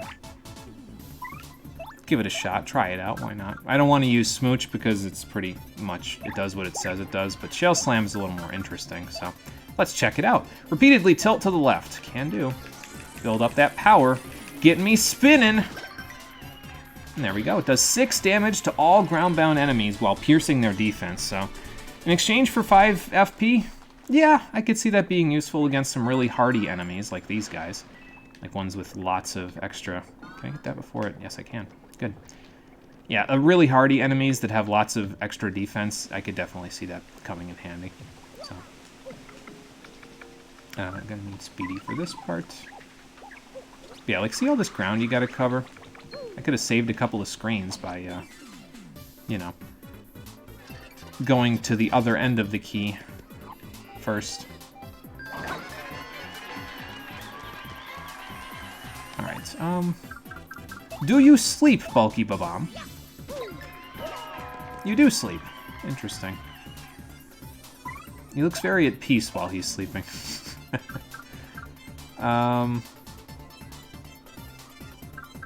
I guess just let Coops do it, because then he can take care of this guy. I can heal us next turn with Sweet Treat, and then we can go from there.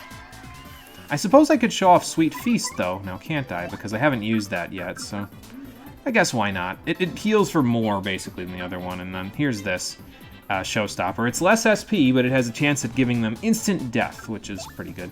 So now, this time you can actually hold left on the stick, and he'll just rapid fire while you're doing it, like this. Can be useful. Gets you back a lot of extra HP, especially if you hit those big ones. Those big ones are worth 5 HP, so that's pretty good. And then 5 FP for the big flowers as well. I think there's also still only 3 poison mushrooms here, so you can get a lot of healing out of a Sweet Feast in exchange for a ton of star power. I'm not really a big fan of the ton of star power part, but hey, you know, more power to you if you want to use it. You can. At the very least, Coops can get a whole bunch of stylish out of it and get me right back up there again. And I guess if it means I won't be using Sweet Treat as often, if I just use Sweet Feast like very occasionally when I get the SP for it, then I guess that makes it a little bit more worth it using it. So I don't know. Sorry, little Buzzy Beetle, I don't really plan on fighting you right now. I got places to be. This might actually work out pretty good, depending on how many Bulky Babams there are. Oh, this is going to be perfect. Look at that. I didn't get the command quite right. There's a really, really small window. Oh, no, I did actually get it right because they've got some defense, so that's why it did that. It did 5 damage instead of the expected 6. So, let's see. How do I want to do this? Do it again? Because I got one for free, basically, right there, so... But yeah, there's a very tight window to the Ultra Hammer, so... You gotta be a little careful with it. I like it a lot better than Spring Jump, though. Spring Jump just... It doesn't really do it for me, so... Oh, okay. Koops, are you okay? You're doing the Matrix there, man. You want to see me suffer in any game, to be honest. Not the Gothic 3 kind of suffer, but you want to see struggle. No, I'm okay with the struggling part. I like a good challenge in my games, just as much as the next guy. I just prefer when the struggle isn't because they failed to accommodate the mechanics of the video game, like in Gothic 3, you know? So, what's up, Goom Goom? Yeah, I was gonna say, you went quite the ways to find a girlfriend, but apparently not a whole lot, so... Not a whole lot you found, anyway. You can find sea turtles out here? I mean, you could go... Oh, okay, you don't swing that way. I was gonna say, you could go talk to Wacka. He seems like a pretty stand-up fella, but... Well, you want a girl. That's fine. Petite, younger than you, and pretty, not drop-dead hot. Oh, boy. Sorry, Goom Goom, I'm gonna have to put you through the ringer here. Let's sick my college girl on you. Yeah, so you have to basically introduce him to Goombella, and then you get a bunch of humorous banter between the two of them, mostly with Goombella shitting all over him, and then that's the end of the trouble. So. Well, I'm not setting you two up, but I'm really just bringing her to set you straight, so... It's literally love at first sight. Yeah, I don't think Goombella's gonna appreciate that. Oh, this is gonna go over like a lead balloon. Oh my god. Have the assertiveness to say it. Okay, he did. Thank you. Oh boy. Oh, he even brought a couple's cake with him. Wow.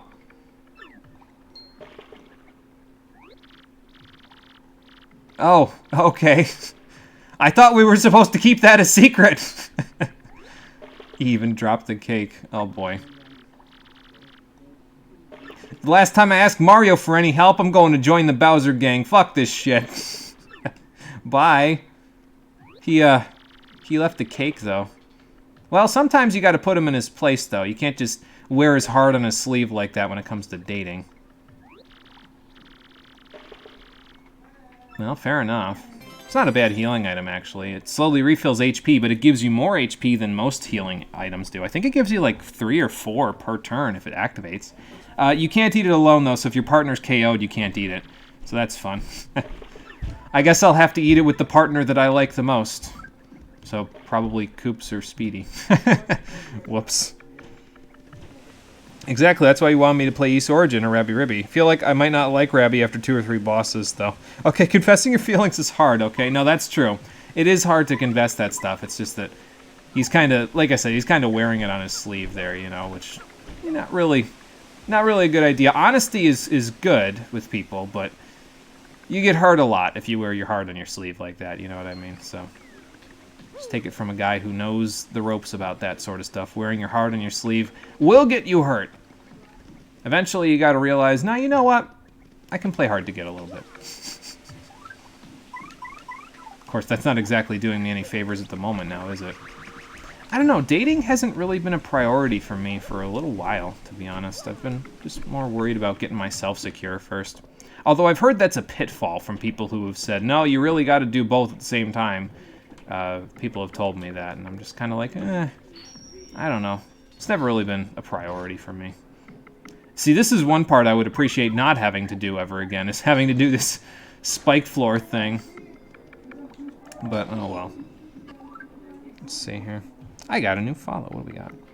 WXAO FM. The best beats on the internet. Thank you for following. I appreciate it. Welcome to the stream. How you doing? We're doing some troubles in between chapters 6 and 7, and also doing a trouble from chapter 5 and 6 because I forgot to do it before I got here, so. Doing some troubles. And then we'll be moving right along to the next chapter. We'll actually probably get started with Chapter 7 today, but I don't think we'll quite get to the point where I want to get. We might, but I don't know. It's a little bit of a ways to go, so we'll see. You have a nice voice. Thank you, WXAO. I appreciate that.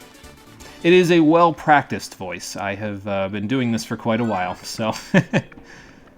I've been told I have a radio voice, though, actually, speaking of radio stations. I've been told by a more old-fashioned person that I have a radio voice, and I'm like, I don't think I'd want to be a radio show host. I feel like that's like a dying breed at this point, you know? Rather do this, even though this doesn't pay at all. Actually has a voice for radio, you want your opinion. Hey, there we go, great minds must think alike. I don't know, I'd have to do like, I guess I'd have to do like satellite radio or something if I was to do radio station stuff. Still not finding what I need here. The item is a keel mango, by the way. You can get from these trees occasionally. I don't know how occasionally it is, though. I'm not getting a single one. But, well, there you go. Yeah, it's the idea, WXA. I'm sticking to what I enjoy. I'm sticking to what I like. And this I like, so. Free HP, free as in you have a bottomless wallet. Yeah, at this point, my wallet is pretty damn full. I don't even know what we're going to spend all these coins on, to be honest. Actually, no, that's not true. I do know what I'm going to spend all these coins on. I'm going to spend them on showing off the Danger Mario setup, so yeah, there you go. But that's a little bit from now. Can I hit this thing now that I have the spring jump? Sure can. Too bad there was nothing in it. Well, at least I got to skip all the encounters on this screen, so. And that one doesn't... Oh, it does go. Okay, good. Yeah, I don't know where you can get the keel mangoes here. I would think that it would be like right around here somewhere. One of these trees would have it, but maybe this one. It's a big tree. Ah, there it is. There's the keel mango. Cool. That means we can save ourselves a trip from having to come here later, now that we have that. Like I said, it's used for a side quest in a little bit. One of the troubles that we're going to get in just a minute. And I should probably take that trouble soon, because I don't have a whole lot of room left in my inventory. I mean, I'm going to store this gradual syrup because I need it for the zest cookies. I'm going to sell these slow shrooms. I should probably sell them here because these guys need all the help they can get. So let me sell it to them here. 1,000 Year Door was your childhood game, man. Glad to see people still want to stream it these days. Yeah, I played it quite a bit myself back in my childhood and adolescence. It was probably my favorite GameCube game growing up, so I'm glad to be playing it again for... It's been quite a while, too. It's been like a decade since the last time I played it, so... I said, well, I'm cleaning out all my GameCube and Wii projects, so I might as well play it, because if I didn't, it'd be kind of blasphemy. It was a defining game of my adolescence, so I might as well play it, you know? So... I am glad that you enjoy it, and I am here to entertain both myself and you. So, there you go. Meteor meal, couples cake, fresh juice. Gotta get rid of those first and foremost out of anything, because I don't really need those. Oh no, I don't want to sell the gradual syrup, actually. I want to store it. So, there we go. Got a whole bunch of boost sheets in there. Don't have any more cake mix, I don't think, for that syrup, but that's okay. I don't really need to make it anyway, because we've got enough zest cookies in our inventory. Well, I'm playing it from a Nintendo Wii, but not playing it on an emulator. Yes, I'm not playing on an emulator, so... I got some old hardware. Not quite the oldest possible hardware, but some old hardware nonetheless. So... but yeah, I figured since I had the hard copy and I still had a working Nintendo Wii, I wanted to play it before the Nintendo Wii was no longer working, you know. So I said, yeah, we should probably just do that now before it dies on me. I got one more GameCube project to play after this in a little while, and then I'll be done with this console probably forever. I might eventually, like if people suggest something on the GameCube or the Wii later, I might play it on an emulator, but with the console itself, I don't think I will. So I think I'm going to retire this console once I'm done with it in a couple of months. This one takes us to Poshly Sanctum, by the way, to Poshly Heights, rather. So you don't need to, like, take the Access Express and wait out the 3 days to get there if you want to go there now. So there you go. We could go back this way, and it'll take us back to the original pipe room with shortcuts, the ones that take us to the Boggly Tree and Petal Meadows? I forget where the other one takes us. I think Petal Meadows. But before we do that, I actually want to go... Who do I want to use here? There's a whole ton of really weak enemies in the next room that we're going to be going into. I guess I'm just going to multi-bounce them all, though, to be honest, so... I guess I'll bring Koops in case I need to power shell as well. I could also bring Miss Mouse now that I think about it. So. Still can't get the super guard timing on that. Oh well. One of these days. Just get rid of these guys, and then we'll be good to go. Koops, can you hit for 5 now on a 0 defense enemy? Let's see. You sure can. Oh, I'm not going to get that repel cape. Oh well. It's okay, Booze, you should keep it. It'll give you something interesting and different to do with your time other than using your invisible move. But anyway, so yeah, this pipe I think will take us to the pit. But before we go there, I want to go this way. And actually, yeah, I think I actually will go to the 1,000-year door, since if I can go down that pipe and get to the pit, it'll be right next to the door, so I'll go take that there. And then we'll head back up to Professor Frankly, we'll go do some troubles, and then we'll see where we need to go next. I should take a drink of water, incidentally. Looking at all this paper water is making me thirsty.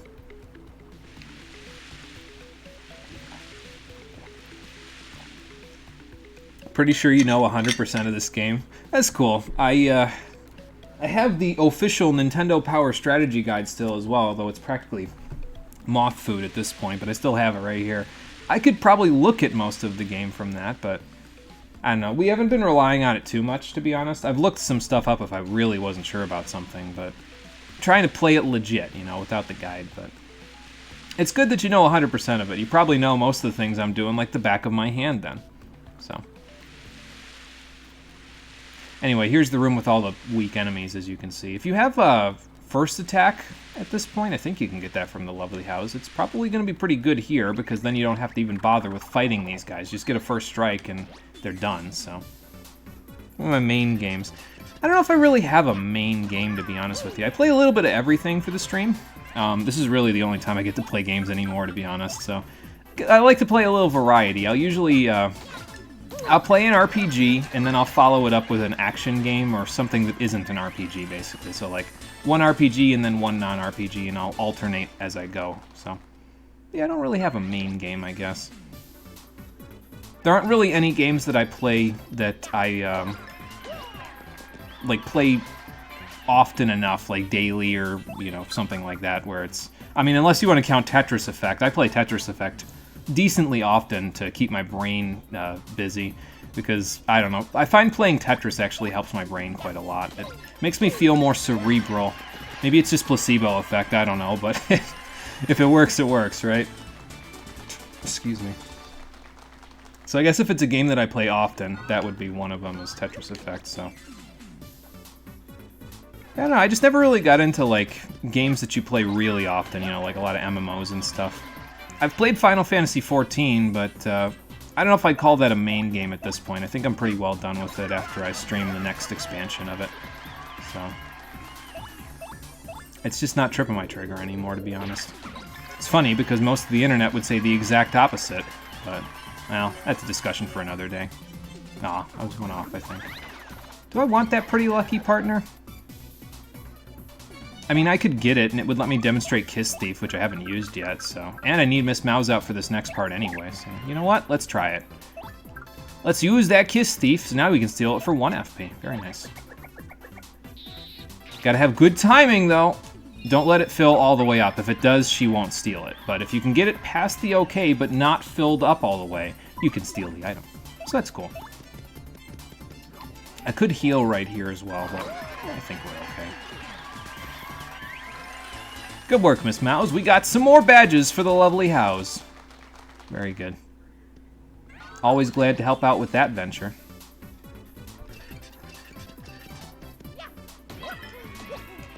Probably should be stylishing these first strikes so that way I can get my star power back up, but, well, I guess I don't need it now, do I?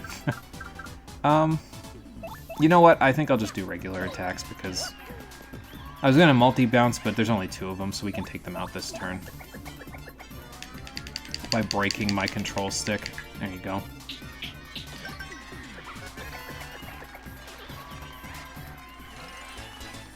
I mean, this is a relatively new-ish GameCube controller. I mean, it's refurbished, but there you go. It's new enough.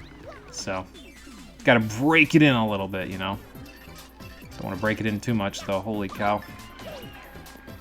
I have to buy another one, and I'd hate to have to do that at the very end of my projects list for the GameCube and the Wii, you know?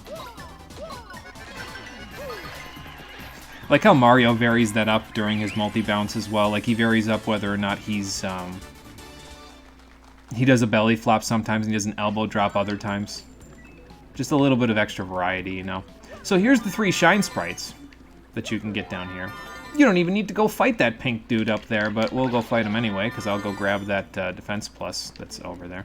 You can get that Shine Sprite, by the way, without doing a spring jump, if I remember right. I think you have to do some really tricky dick platforming with this platform here, but I think you can get it by using, like if you left the Shine Sprites where they were, you got on this platform, and then you hopped over to the top of one of them, and then you jumped between them with Speedy, I think you can get it. I think I remember seeing that at one point or another, but it's like a really finicky jump, and I said, you know what, we don't really have any reason to come down here until I get spring jump anyway, so let's not. Oh, good, I can get a first strike on this new enemy that I don't know what it is. Let's see how much damage we do. That's 1 damage, plus 1 damage with Ultra Boots. That's not good. Well, let's get rid of all his backup first. It's a Spunnia. Let's check him out. But first, let's do that, just to get rid of his backup dancers. Goombella, tell me what I'm dealing with here, because this thing apparently has a decent amount of defense. Let's take a look.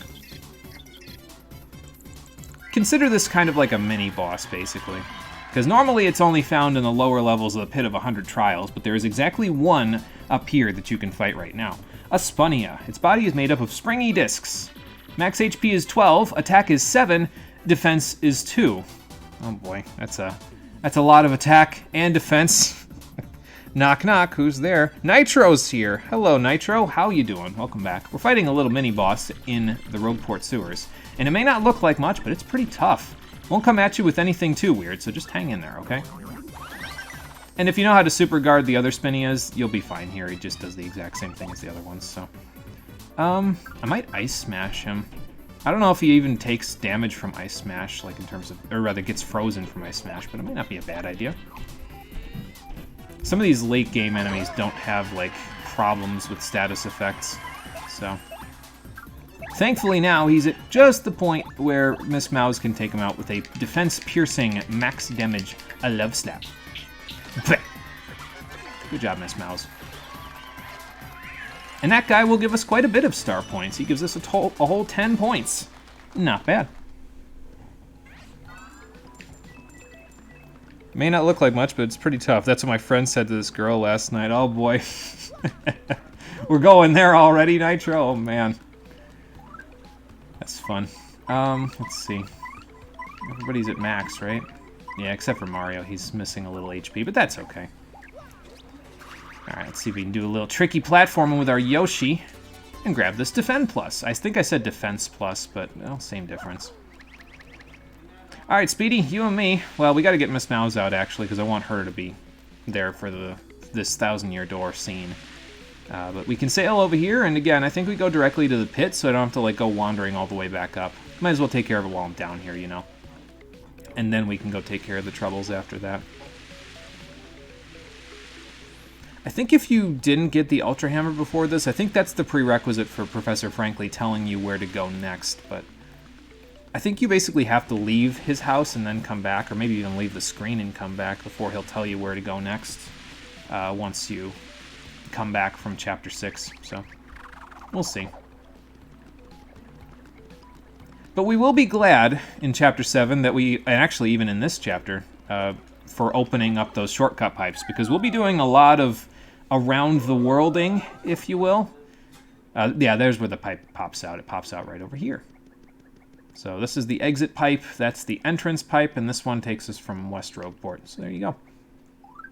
Yeah, we'll be going around the world quite a bit in this episode, or even next episode, beginning of next episode, because I'm not sure if we'll... oh, there's another star piece. I'm not sure if we'll be finishing all the stuff I want to finish today to get to the point where I think would be ideal, but yeah, it's okay if we don't. All right, Miss Mouse, let's take a look at this this here day. Dace? I don't know how to pronounce that properly. D-A-I-S. Well, let's put this crystal star down. And then after we're done with that, we will be good to go. We'll just go see Professor Frankly and see where we need to go next to get this last one. So effing tired of adventure squadrons in 14, you are 3 strength and 5 fucking tactical off from finishing the mission that will finally let you rank up. You hate this system. There's a calculator for it as well, if I remember right, that you could use in the computer on your web browser to figure out how to properly do the tactical and everything else for it. I do remember some of those missions, the squadron missions, though, for ranks.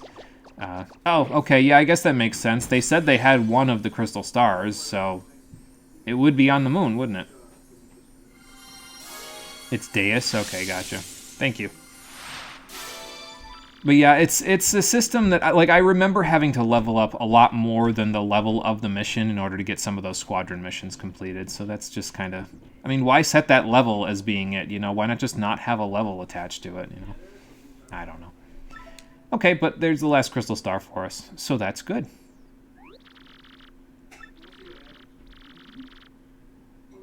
I mean, it could possibly be there, considering where Peach told us she was, but let's go check in with Professor Frankly first to see if he's as flabbergasted about this as everybody else might be. I was expecting a big old Broly, what? But no, not happening. He's just, well, I don't know how to get there. The moon! Yep, indeed. How do we get there? It's not a matter of, like, you know, okay, well, it's on the moon, that's where the X-Nauts are keeping the princess. All of it sort of fits together, but the matter of getting there is the problem. Yep, that's what I'm saying. Okay, fair enough. I mean, you have a whole bunch of research in the back, so you'll probably have a book for that. You always have a book for that. Be funny if, like, he just opened the book and he was like, nope, I got nothing. Go ask around town. We just collapse. Alright, sounds like a plan, Professor. You look that up and we'll go run around town. Yeah, I think let's upgrade Bobbery. I'd rather he bomb blast things and get another email. I should probably go check in with Grifty, too, now that I think about it. Just to see what's up with Grifty. I also got to mute this again so that it doesn't think it's the YouTube algorithm gods don't think it's a Michael Jackson song. So let me do that real quick. There we go. Shazibby and Shazubi me, but don't do it with that sound effect going off in the background. Like, it's, again, the first 10 seconds of the song that they said it was sound very, very vaguely like this, but, like, not even remotely close, honestly. It's just like, you're just splitting hairs here. You're pulling my leg, YouTube algorithms. But yeah, there's Bobbery's massive HP total. 40 HP in his last throws here with his second Shine Sprite level. So that's good.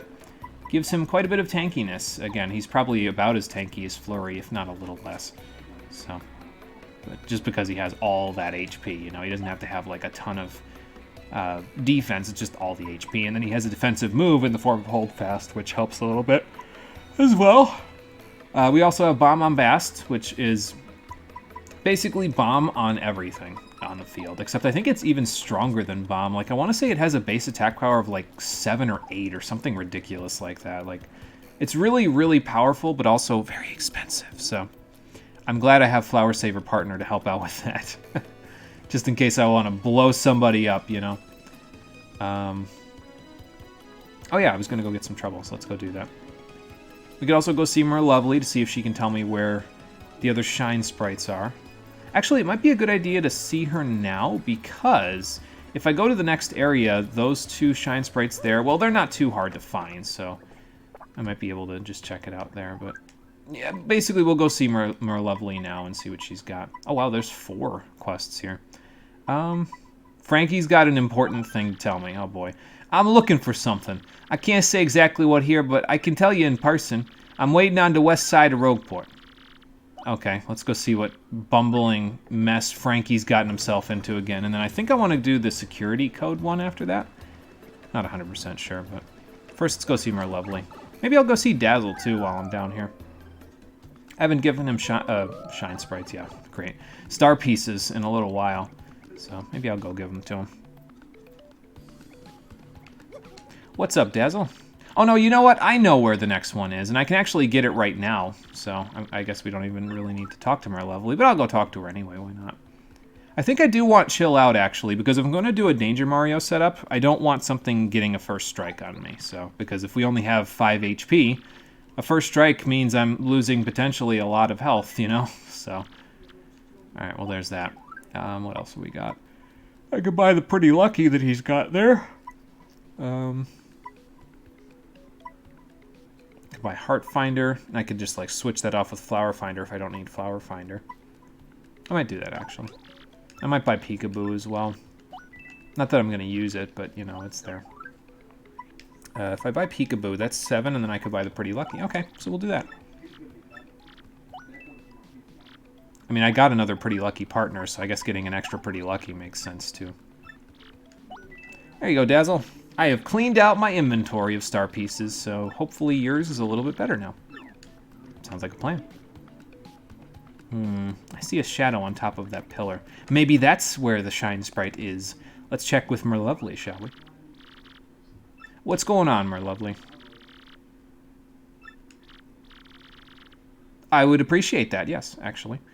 We could get our next path. This increases in price, by the way, over the course of the game. You may remember when we first came here, it only cost 2 coins to figure out where we were going next, but now it costs 40 because you're near the end of the game. I guess it's a way to sink your money, but I don't know, I'm not really big on it. Let's take a look if we can see where a Shine Sprite location is. Awesome, thank you.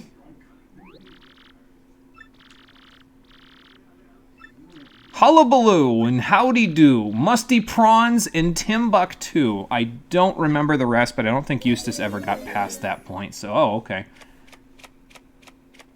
You're not going to make me figure out where you are in this deck of cards, are you, Merlovely? Because I don't think that's going to work. Oh, boy. Okay, good. That's a good sign. Okay. Well, I don't have to roll up anymore, because you can turn into a tube and go underneath the pillar that we blew up, by the way, but we blew it up with Bobbery, so we don't have to do that, so. Okay. This sounds complicated. But at the very least, she gave us a pretty big hint in terms of, like, all of that. So that's actually really helpful. Thank you. No, I think I'm good for now, Merlovely. If I miss out on another Shine Sprite, I will let you know. But for now, we know where this one is. All I had to do was walk in the door here, and I knew exactly where it was. All of a sudden, my brain just turned on, activated, you know. At least it's not activating combat mode, you know. I guess that's not too bad, though, activating combat mode. I don't think I'll be playing that game, though, for the stream, because I'm not going to be playing any, like, spin-offs of the Final Fantasy series. Like, I won't be playing the After Years, I don't think. I won't be playing 10-2 or 12 Revenant Wings or 13-2 or any of that, so. We can, however, go down this roof. We can jump down here, and there's the other Shine Sprite that I was looking for. We need a spring jump in order to get here and to get it, so there you go. 2 more left, and I know exactly where those ones are, although one of them is a little tricky, but we'll get there. No, he did not. Also, where did that one crawl out of? Oh, I don't know. My brain is very wrinkly, as you may have been able to tell from all of the complex bullshit I've done for the stream, so my brain being very wrinkly might have brought that one out of my subconscious after a while. It was stuck in there. I don't know. Alright. Let's go see if we can find Frankie's important ting, and then after that we will, yeah, I think we'll go do the security code thing, because that actually gets you a, an interesting item that you can't get otherwise, and then you can buy them from him, kind of like hot dogs and pasta and that sort of stuff, so. Revenant Wings was a very skippable ride. Yeah, I don't know. I've heard nothing about Revenant Wings. Like, normally you hear good things or bad things or in-between things about games. I've heard nothing about Revenant Wings. It's just, I don't know how many people played it, but it can't have been many, because there is, like, no discourse about it on the internet. Oh, boy. It's not bad, it's just there and you played it. Okay, well, yeah. I'm glad that I've found at least one person that has actually played it, you know what I mean? So. Alright, is Frankie in the office, or is he somewhere else? Let's go find out. You tried to get the true ending. The final boss was fucking level 99. Oh my god. Hey, how do I kill? That is a fair question. Probably with guns, but I don't know if guns work like they do in the original 12, so... Francesca, excuse me, have you seen your husband? Well, one of these days, right? That'll be a discussion that I'm sure they'll have, and he'll have to say I love you 500 times instead of just 100.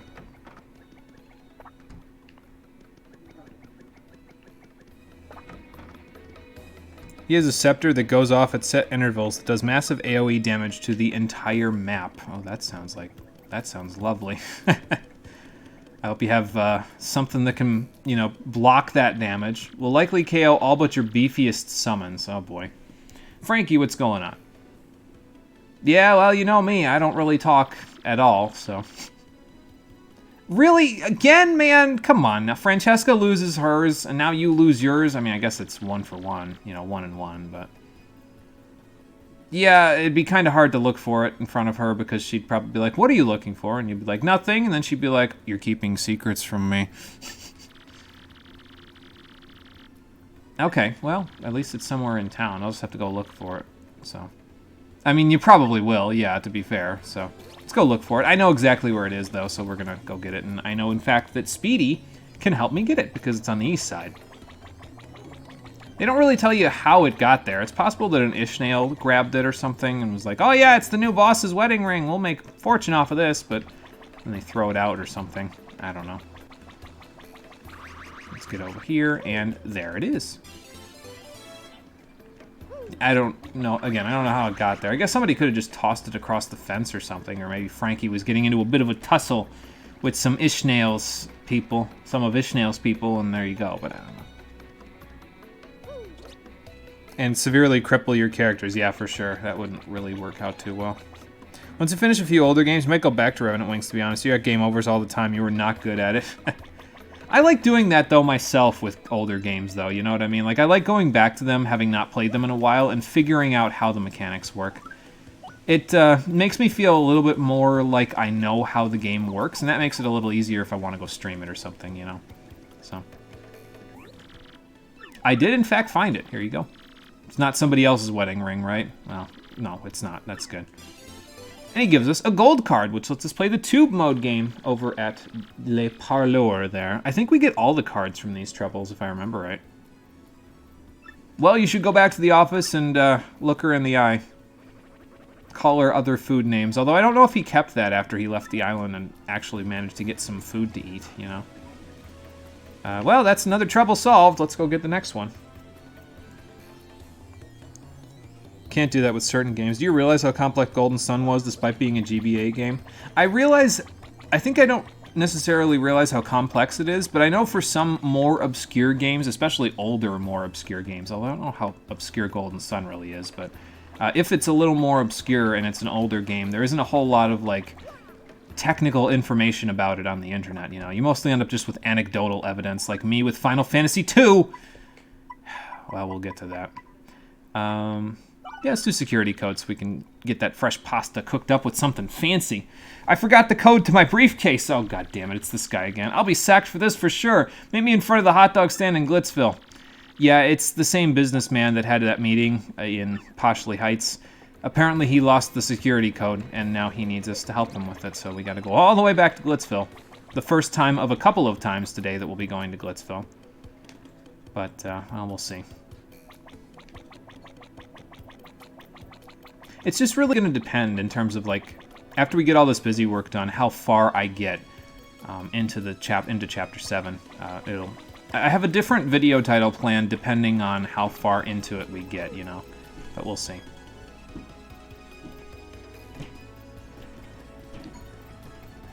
Alright, off to Glitzville. Yes, please. There you go. Could link me to a video that's over half an hour that explains the class system. You learn that each fucking class has its own stat modifiers on top of their own magic setups. That makes them a little more complex, yeah. Oh boy. here I am playing Final Fantasy IX in the background, and the most complexity that you need in that game is equipping auto regen so that you get HP back while all of the 1 minute long summon animations play. Final Fantasy IX is...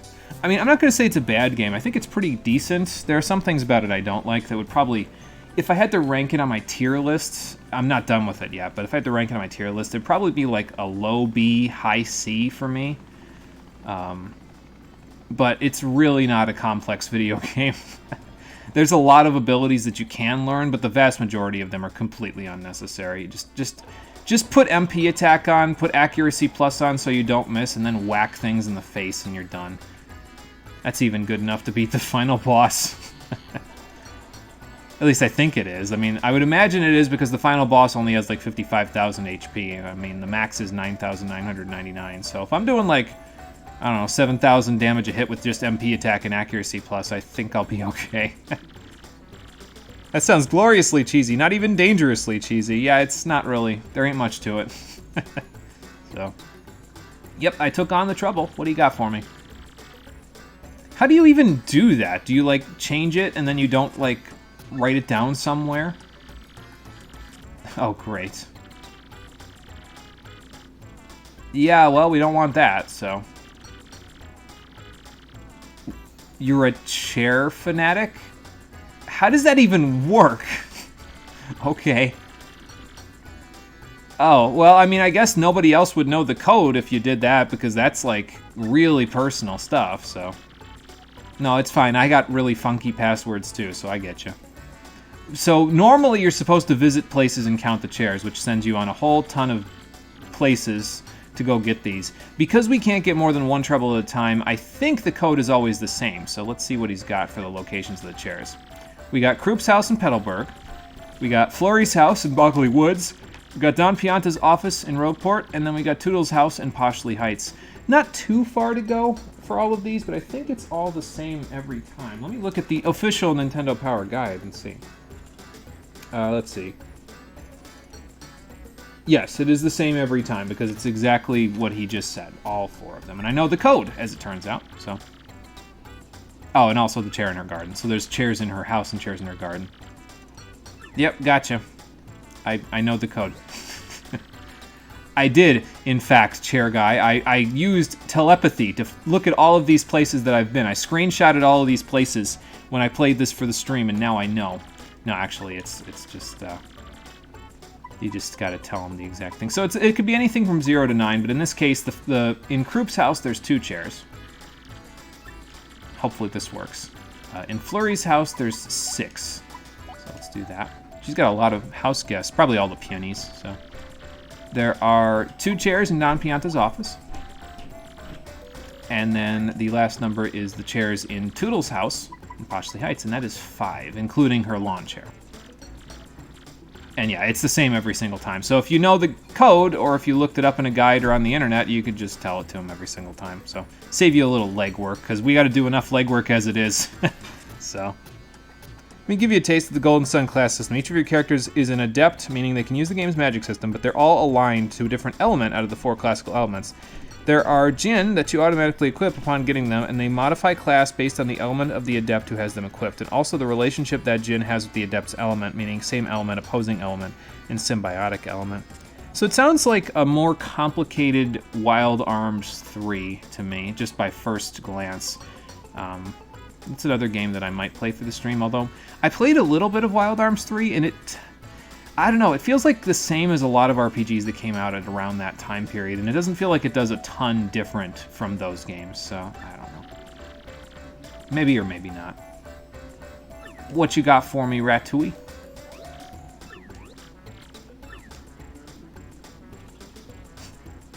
Please, take this! I don't know. Oh, so you've got some fancy new prototype hot sauce, gotcha. The tongue-blistering fat dog sounds vulgar. Yeah, no, don't give up so easily. I mean, that guy's kind of a hassle, but... Yeah, just convince Hoggle. I'm sure he'll come around eventually. He's just a little bit of a stick in the mud because his last venture didn't work out for him. So, ain't no big deal. And for doing this, we get a bottle of their patented hot sauce. Cool. And yeah, if you want to get any more, he'll give you some more. So there you go. It can be used in a few recipes, although the one that I know is actually the spicy pasta recipe. So we were just talking about spicy pasta the other day, and now we're going to go make some. So that's good. You cannot have adepts as certain classes. They don't get access to those class trees, and the adepts themselves have their own stats and growths, meaning some of the classes will fit them easier than others. Yeah, this is starting to sound a lot more complicated than the system of guardians that you use in Wild Arms 3. Like, there's a lot more layers to it in this one, evidently.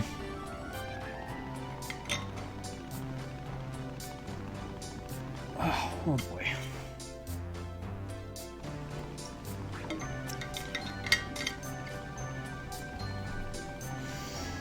Gotta stretch out a little bit while I'm sitting here. Oh.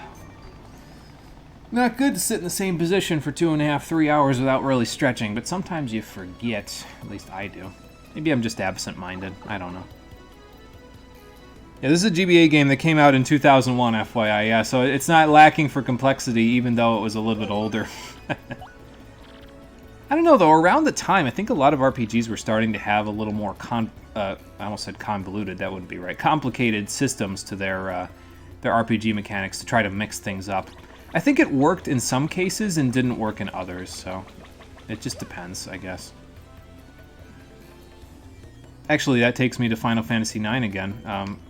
The way that abilities work in Final Fantasy IX is a little complex. Basically, they're all attached to equipment, and you don't get them when you equip the equipment unless they're an active ability. There are two types of abilities. They're active or support. If it's an active ability, if you equip the item, you get the ability, and then you can master it with AP, and then you can use the ability whenever you want. If it's a support ability, you can equip the item, but you don't get the ability. You still have to use your magic stone points. You get magic stone points. They might as well just call it magic stones or stone points, something like that. Basically, you use ability points to equip those abilities. And basically, equipping the item no longer has the effect of, say, preventing a status ailment or something like that, which makes most equipment in the game feel next to useless. It's just, you're not even after the equipment, you're after the abilities on the equipment rather than the equipment itself. I got used to it, but it just feels like equipping something that prevents a status ailment with extra steps, basically. And again, it makes the equipment feel nigh on useless. The only thing you care about is the attack power boost of weapons, basically. And I don't know. I'm not as big of a fan of the system. I think it would have been better to just, like, if all abilities work the same way, if active and support abilities both worked as, like, active abilities do now. So, like, you equip something with support ability on it, you just get that support ability for free. You don't have to use any magic stone points to equip it. You just get it. I think it would work better. Or at least it would be... It wouldn't feel like you're just putting extra steps on something that doesn't need to have extra steps, you know? So, let's cook fresh pasta and hot sauce and see what it turns out as. Spicy pasta, here I come. Incidentally, spicy pasta sounds kind of good right about now.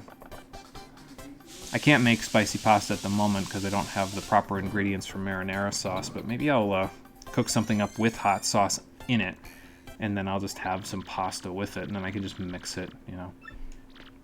Let's see, it's zesty. Yeah, spicy pasta. So this doesn't give you a whole lot of HP and FP, but it's pretty good. It might even cure the frozen status, actually, considering it's really, really hot. But I don't know that for sure. It's pretty good, though. It's another, you know, fancy ingredient. They'd probably have a trophy attached to it if this game were released on a more modern system, but there you go. Anyway, let's go put that Keel Mango to use, shall we? I still need to heal myself. I'll do it later. I think your favorite part of Golden Sun's classes is that they can change mid-battle depending on if you use a Jin's abilities in combat, and some classes learn certain spells faster than others. Oh, okay, that's kind of interesting, too. Gives you a little more variety. That's interesting. And it lets you kind of be more dynamic in battle, which is something that not a lot of RPGs let you do, you know? So... Actually, if we go do this with Chef Shimi, we have to go back on the Excess Express, so I think I might go do this one for Toodles first, so, and then we'll do the one with Chef Shimi. Yeah, in other words, pay attention! Yeah, exactly. I lent the book to Miss Jolene, and now I need it back, and rather quickly. Please meet me in Poshley Heights, would you, you wonderful trouble solver? Yeah, that sounds like Toodles. Alright, let's go see what she's done with, what book she's lent to Jolene. Hi-oh, Speedy, away. Well,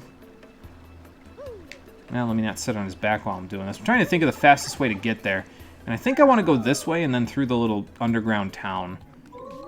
So I can get to the pipe a little easier and I don't have to worry about the Hammer Bros or something. Can also preview your magic changes before you commit to using a djinn and see what class you'll drop into after using them. And that's kind of interesting, too. Because, I mean, that helps a little bit. Then you don't have to, like, save scum or something, but and do it by trial and error, you know? Golden Sun was way too complex for a GBA game. It sounds like it has a bit of complexity to it, that's for sure. I can't believe I didn't get hit by that hammer just now.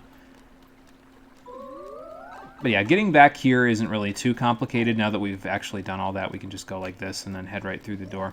And remain paper mode when we go through the door, which means, yep, I'm gonna miss my window.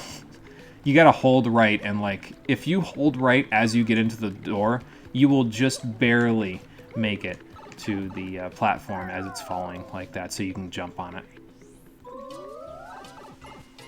Well, anyway, back in high society, let's go see what Toodles is up to. Again, this is kind of where it feels like I should have been able to take more than one trouble at a time, because like I could have gone on the Access Express to get here, taken Chef Shimi's trouble, done Toodles' trouble while I was here, but they don't let you do more than one at a time, so I don't know. It feels like it could have been a better system to it, but that's like one of the only complaints I have. Like, it's that and then the characters in your party not really having character development after they join you, and that's pretty much it, so. I did, Toodles. What you got for me? Okay. That's true, and I mean, a woman of your status isn't going to go, you know, clamoring through the shortcut pipe to get back to Rogueport sewers to get to Glitzville. You'd have to take the train, and then you'd have to take the blimp. It'd be like a week's trip for you. So, I will see what I can do for you. Well, ain't no big deal. But yeah, anyway, so there's the one chair, just so that you know I'm legit here. We got the one chair out in front. Does this count as two? Might count as two. No, because that's just one. So two. This is one, so three. And then we got 4 right here and 5 at the other end of the table. So, yeah, there you go. There's one of the numbers, so you know I'm legit. Then again, we've seen all of the numbers of chairs over the course of the game. It's just something we haven't been cognizant of, necessarily. Even more so, though, I could have, like, taken all 3 of those troubles at once. I could have gotten here and gotten Toodles' trouble. I could have gone on the Access Express to get back, taken Shimi's trouble. Gone to Glitzville to get the magazine, taken the businessman's trouble. Like, you see what I mean? There's a whole bunch of, like, you could do all these quests at once. You don't have to do them one at a time. But, no. Whatever.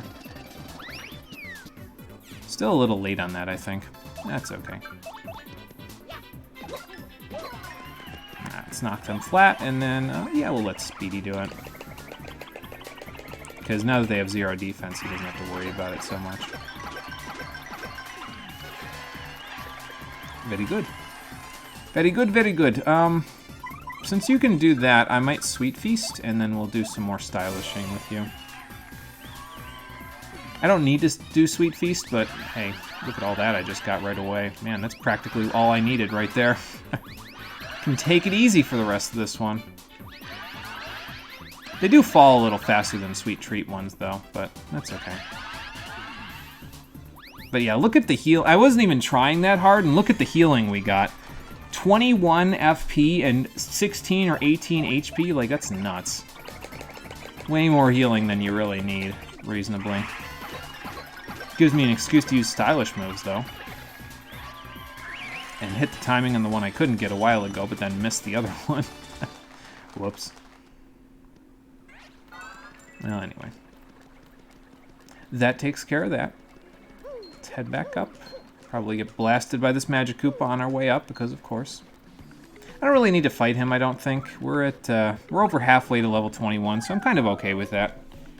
We only need to get to 25 by the time I get to the very end of the game, so I don't really need to fight I don't even know why I hit this Hammer Bro, to be honest, because I really don't need to fight him, but I guess it's there. So basically, the way that you want to use your items in the game is that you want to jump on enemies when they have low defense, and you want to hammer them when they have high defense, because that usually get the most bang for your buck with that, so.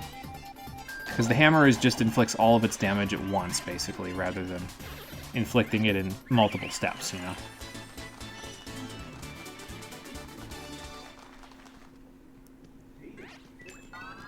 Alright. Back up we go. We'll go to Glitzville, then we'll go back to Poshley Heights, and then we'll go back out, and we'll keep doing this back and forth that we've been doing here for a little bit. And then, this is why some of the side quests late in the game start to take a little while, is because you can only take one at a time, and the game forces you to travel all over the place and basically go back to the shortcut pipes and go forward and do all that. Now, can you imagine how much time this would take if we didn't have shortcut pipes? Like, we'd have to sit through the entirety of the Excess Express again, multiple times, so I'm glad for the shortcut pipes, if only for that reason, you know. And something tells me we're not going to get very deep into Chapter 7 today. These side quests are going to take a little while. It's okay, though. I think there's a bunch of running around to do in Chapter 7 as well, but I think once you're done with that, the vast majority of the chapter is just this one location. Like, once we get to the moon, I mean, how many civilizations could possibly be on the moon, right? This isn't Final Fantasy IV.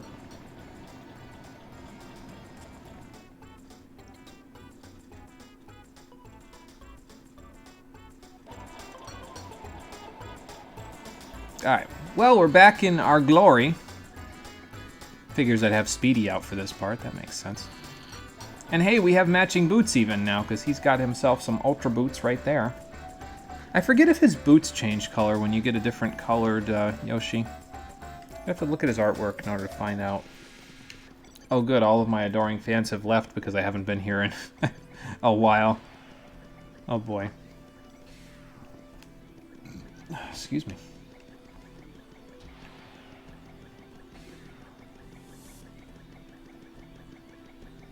Alright, I have to see Jolene. Yes, she is, but you normally won't let me in, so I figure I'd let you know what's going on. Hello, Jolene. Well, actually, yeah, Toodles was looking for the magazine that you borrowed off of her. Excuse me.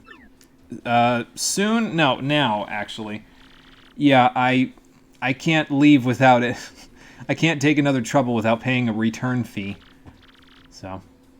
I mean, if you need it that badly, you could just take pictures of it or something, or look it up online. She even stored it in a safe place. What is in this magazine that's so important? Uh-huh. Well... Oh, okay. Now I'm a little scared to see what's in it. A wrestling magazine. Okay. Sure. Alright. See, now, the way that Toodles talks, and then the way that Jolene is trying to deny, oh no, I didn't need it for my own purposes, I just needed it for promotional material, makes me think this is like a porn mag or something that I'm bringing back to her. First we extort people that are trying to commit credit card fraud, now we're transporting porn magazines across hundreds of miles of landscape and wilderness. This game just keeps giving. Oh boy.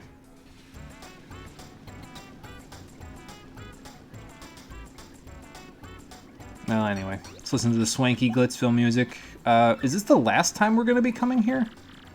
Let me think. Do we have any troubles that will take us back here later? Let me see here.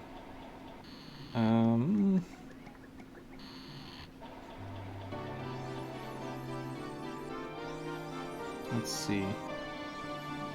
Well, that one's not going to take us there, although that one's going to take us really far out of the way. That's the last one we got to do for Chef Shimi. No. Yeah, that might be the last time we go to Glitzville, actually, in the playthrough, so I guess it's kind of a sad thing, but I guess it's not that sad. I'm not broken up about it, you know. I just wanted to be a celebrity. Be fair, you're making Golden Sun seem super complex, but you can be basic and not play with the class system and you'll be fine. Oh, okay, gotcha. So it's not super complex, it's just like, it lets you be complex if you want to be complex, but you don't have to. Okay. That's cool.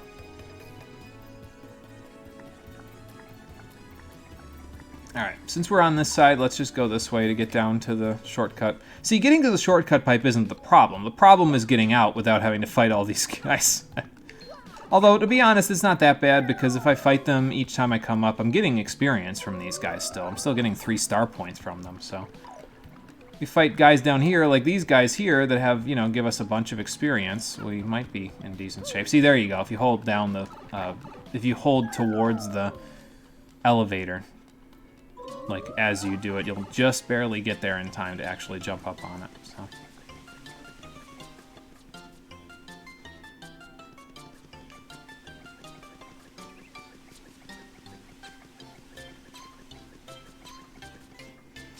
Okay, but let's deliver this potentially porn magazine to Toodles, and then we'll head off. Speedy, are you... Oh, he's trapped behind the door. Oh boy, poor guy. I did actually. Here you go. It's well penned through. It's well thumbed through now, isn't it? Anyway, she'll give us the last card for the mini games that you can play at the parlor. The boat mode game from the platinum card. So that's cool.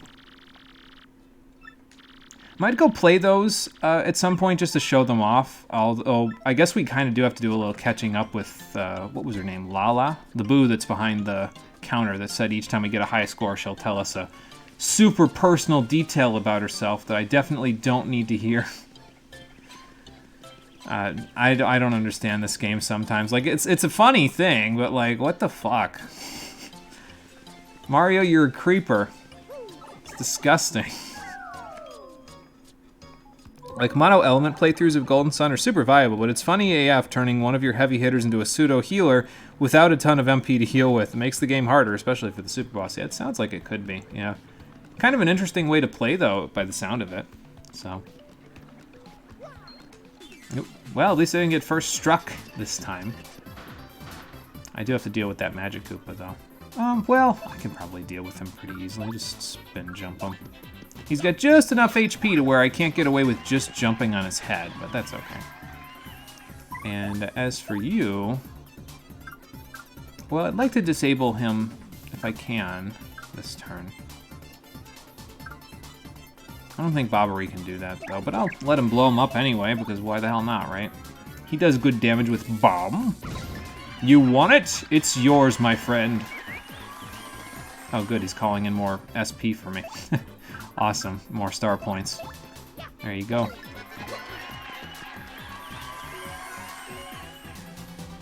He almost called in more star power for me, because I almost just got another bingo, but that's okay. I don't need it. I'll just do stylish moves.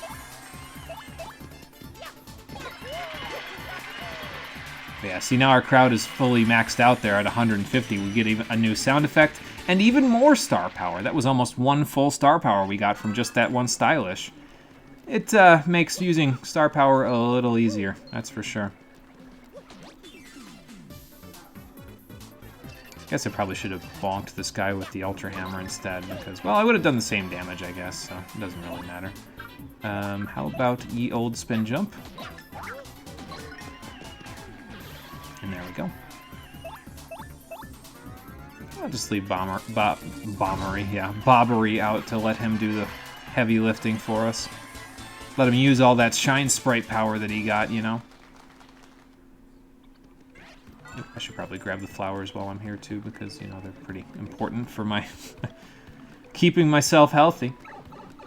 You know, I guess I didn't give Sweet Feast enough credit. I was thinking I'd be using Sweet Treat the whole time, but honestly, with all the star power that we get from our crowd, I might not even need Sweet Treat anymore, because we get back Sweet Feast pretty quickly, so maybe I'll just switch to that full time. I don't know. See, if the roles were reversed here, if the guy in front had the 7 HP and the guy in the back had the 2, I'd use Ultra Hammer right now, but, well, unfortunately the roles are not reversed, so... let's see. I haven't demonstrated Spring Jump yet. I guess I could give that a shot. Why not? Okay, so here's how it works. Mario will jump off screen, and you gotta watch his shadow to tell you when he's gonna hit the enemy. It does tons of damage. It did 10 damage to that guy, and he has 1 defense, so it could do up to 12 damage if you do it, but I don't know. I just find it kind of hard to time, to be honest, because the timing of it is not fixed either. He could jump up and end up falling down really a lot quicker than that. So it's, I don't know. I just think it's too expensive in terms of FP use, and I also think it's too random for it to be as effective as spin jump, especially when power lift comes into play. Like if you power lift your spring jump, you're going to do fuck tons of damage too, but powerlifting spin jump just works pretty good too. I don't know. Maybe I'll give spring jump a shot. I'm not sure. I mentioned before, though, that it's like Love Slap and Hold Fast, though, with in terms of the fact that you can stylish it, but it never gives you more stylish than just a regular attack, so, yeah. Like, even if you use the stylish command for it, it won't give you more star power from the crowd. It just gives you whatever you would have gotten from hitting it normally, so... The funniest way to play is to find the turtle boots. Gives 2 defense in exchange for having your speed on the world map. There are some items hidden in not distinct parts of the world map, and having half speed on your main healer in the super boss, so you can heal off his first attack since he gets 2 attacks a turn. See, that was what I was going to say. That actually sounds like a really good system to have for your healer, because I prefer it when a game gives you the option of making the healer slower so you can heal off the damage that's done on that turn. So it's not like you're stuck in between where you might go first on the next turn so you could heal it off, or you might go last the next turn so then the boss kills somebody because your healer went quickly on the first turn and then slowly on the second one. It's why I like Final Fantasy Legend 2's system so much, because you can literally just make your healer never increase their speed at all, or their agility rather, by just not prioritizing it for them. Don't even bother with the stat increases. And it really works that way, because then you can just heal at the end of each turn and be fine in that game. So you can specialize it that way, you know. So I always like when games let you specialize in certain roles, you know. It makes the game feel a little bit more like fleshed out, I guess, mechanically. Chef Shimi sent us this. I need some ingredients for cooking food that savages the tonsils. I don't think that's correct. I need 3 things: a golden leaf, a mystic egg, and a keel mango. Well, we already got one of those. We can go get the other 2, but one of them is going to be a long walk because we got to go all the way back to Creepy Steeple. I'm waiting on board the Access Express for your very prompt help. Okay, well, I can do that. We're actually going to go get the items first before we go on the Access Express, just so I don't have to take it twice, you know? So then we'll be done with the troubles, and we can see if Professor Frankly knows what he's up to. The first one we need to get, well, is the Keel Mango, but we already got it. We'll go get the Mystic Egg as well. I also got to go see Grifty. I didn't see her yet, because we haven't looked at the stuff that's there in a little while. Might be that all of the stories are there now, although maybe I could just wait till the next chapter. Because if I wait till the next chapter, all of the stories should be unlocked. Like, till the end of the next chapter. We should be able to see all the stories then. So, I'm not really too concerned about it.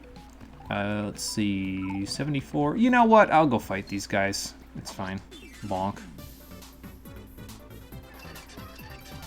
Because this will get us... Okay, this will only get us 3, but hey. It's a thought that counts, I guess.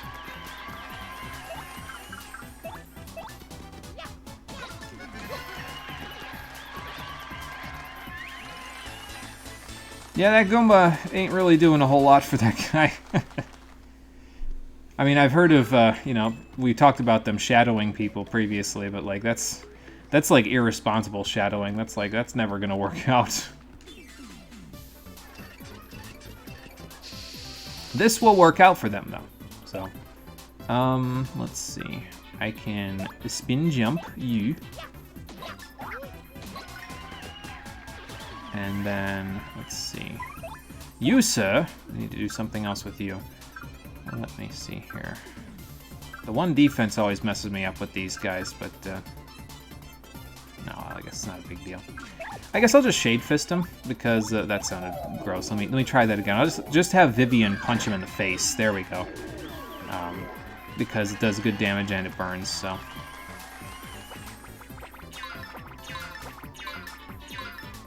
Hey, not bad. Those damage dodges are really helping with those hammers, that's for sure. I'll show you a hammer. Bonk. There we go. We might even make it to level 21 by the time we're done with all this leg work that we're doing here. And if you thought that was the end of the legwork, no. The legwork is just beginning. Because as it turns out, after doing all this legwork for Chef Shimi, there is not one, but 2 other quests that we will have to do. One of them part of the main quest line, where we will have to go all over the map in order to find somebody.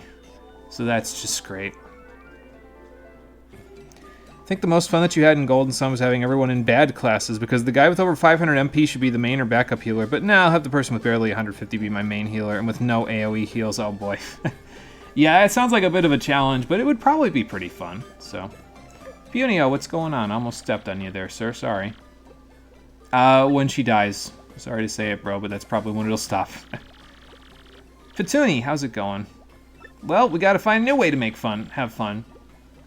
You know what? Sure, I'll play with you. What you got for the game there, Petuni? Stump Petuni. Okay, sounds like fun. That's a very bold claim. Let's see what you've got. Create an easy question that Petuni can answer. Okay. Mario Luigi. Well, let's not traumatize her with the X-Nut army. Let's start with me. Likes. I mean, likes would be a problem because there's like 5 or 6 other people that like me, but I don't like them back, so... Decorates sounds like fun. Let's try that.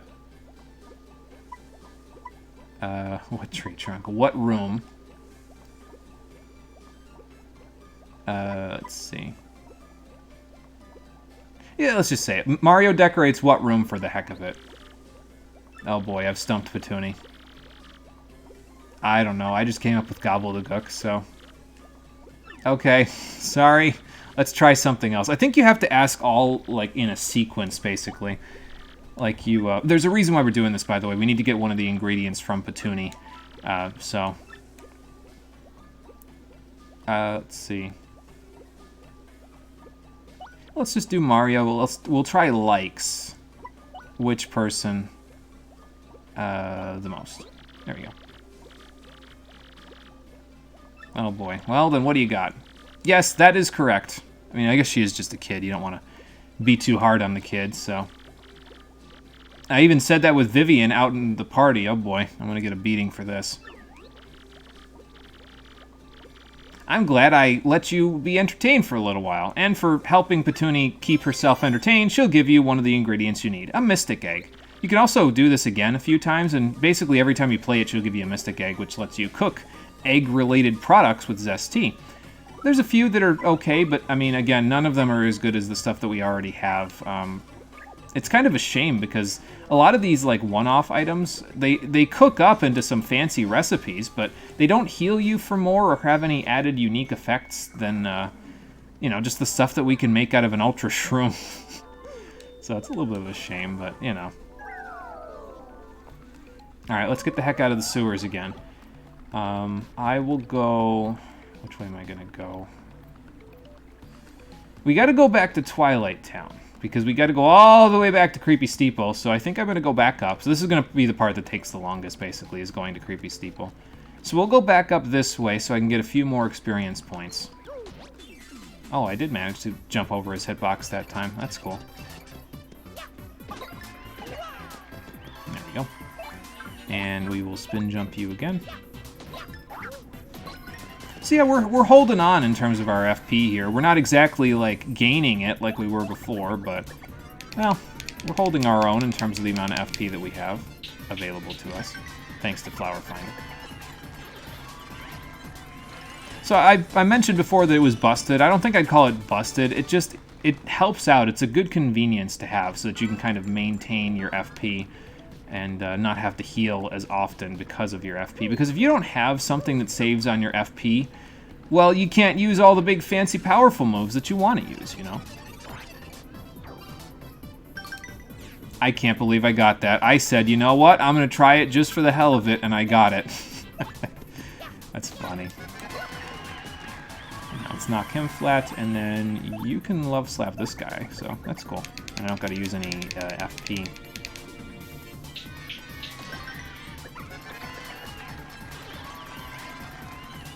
And you can't use that repel cape there, sir, because you look a little bit incapacitated. Let me take care of that. for you. A little more incapacitated now. He might be okay. Bonk. Well, maybe not now. I will take the flower points that you have, though, because I need them for AoE attacks. That's really the main thing that I use them for, though, to be honest. I use them for, like, multi-bounce and AoE attacks, so... Incidentally, though, since I'm using them mostly for multi-bounce, I might switch back to regular old Flower Saver, because, like, if that's the main AoE that I'm using, then obviously Flower Saver Partner isn't really going to help me, because I wouldn't be using the partner moves, so... I don't know yet, but anyway. Yeah, if I'm using, like, Ultra Hammer and multi-bounce mostly as my AoEs, then yeah, I think I might swap back. But we'll see. I also like how Ultra Hammer hits them so hard, they go flying completely across the stage like that. Super Hammer might have done that as well, but I could have sworn that Super Hammer only sends them flying and then they come back, but maybe I'm misremembering. From, like, 2 streams ago, the last time I used Super Hammer. Oh, well. Let me see here. I think the trade-off for that person being terrible at healing was that he was in a class with an obscene HP modifier, so he had a ludicrous amount of HP on his own. So even if he couldn't necessarily heal you well, he'd never die, so that's at least good. Let me see. So let me look at my moves that I use here. I mean, I use multi-bonk occasionally. I use Shell Shield occasionally, but those are pretty economical in terms of FP, and those are usually boss fight moves. Lip Lock I don't really use, but I could use it, but that's mainly boss fights. I mean, Stampede will be good in specific situations in a boss fight, but again, boss fight move. I've used Fiery Jinx as AoE before, and that's about it, but I could just Sweet Feast that off.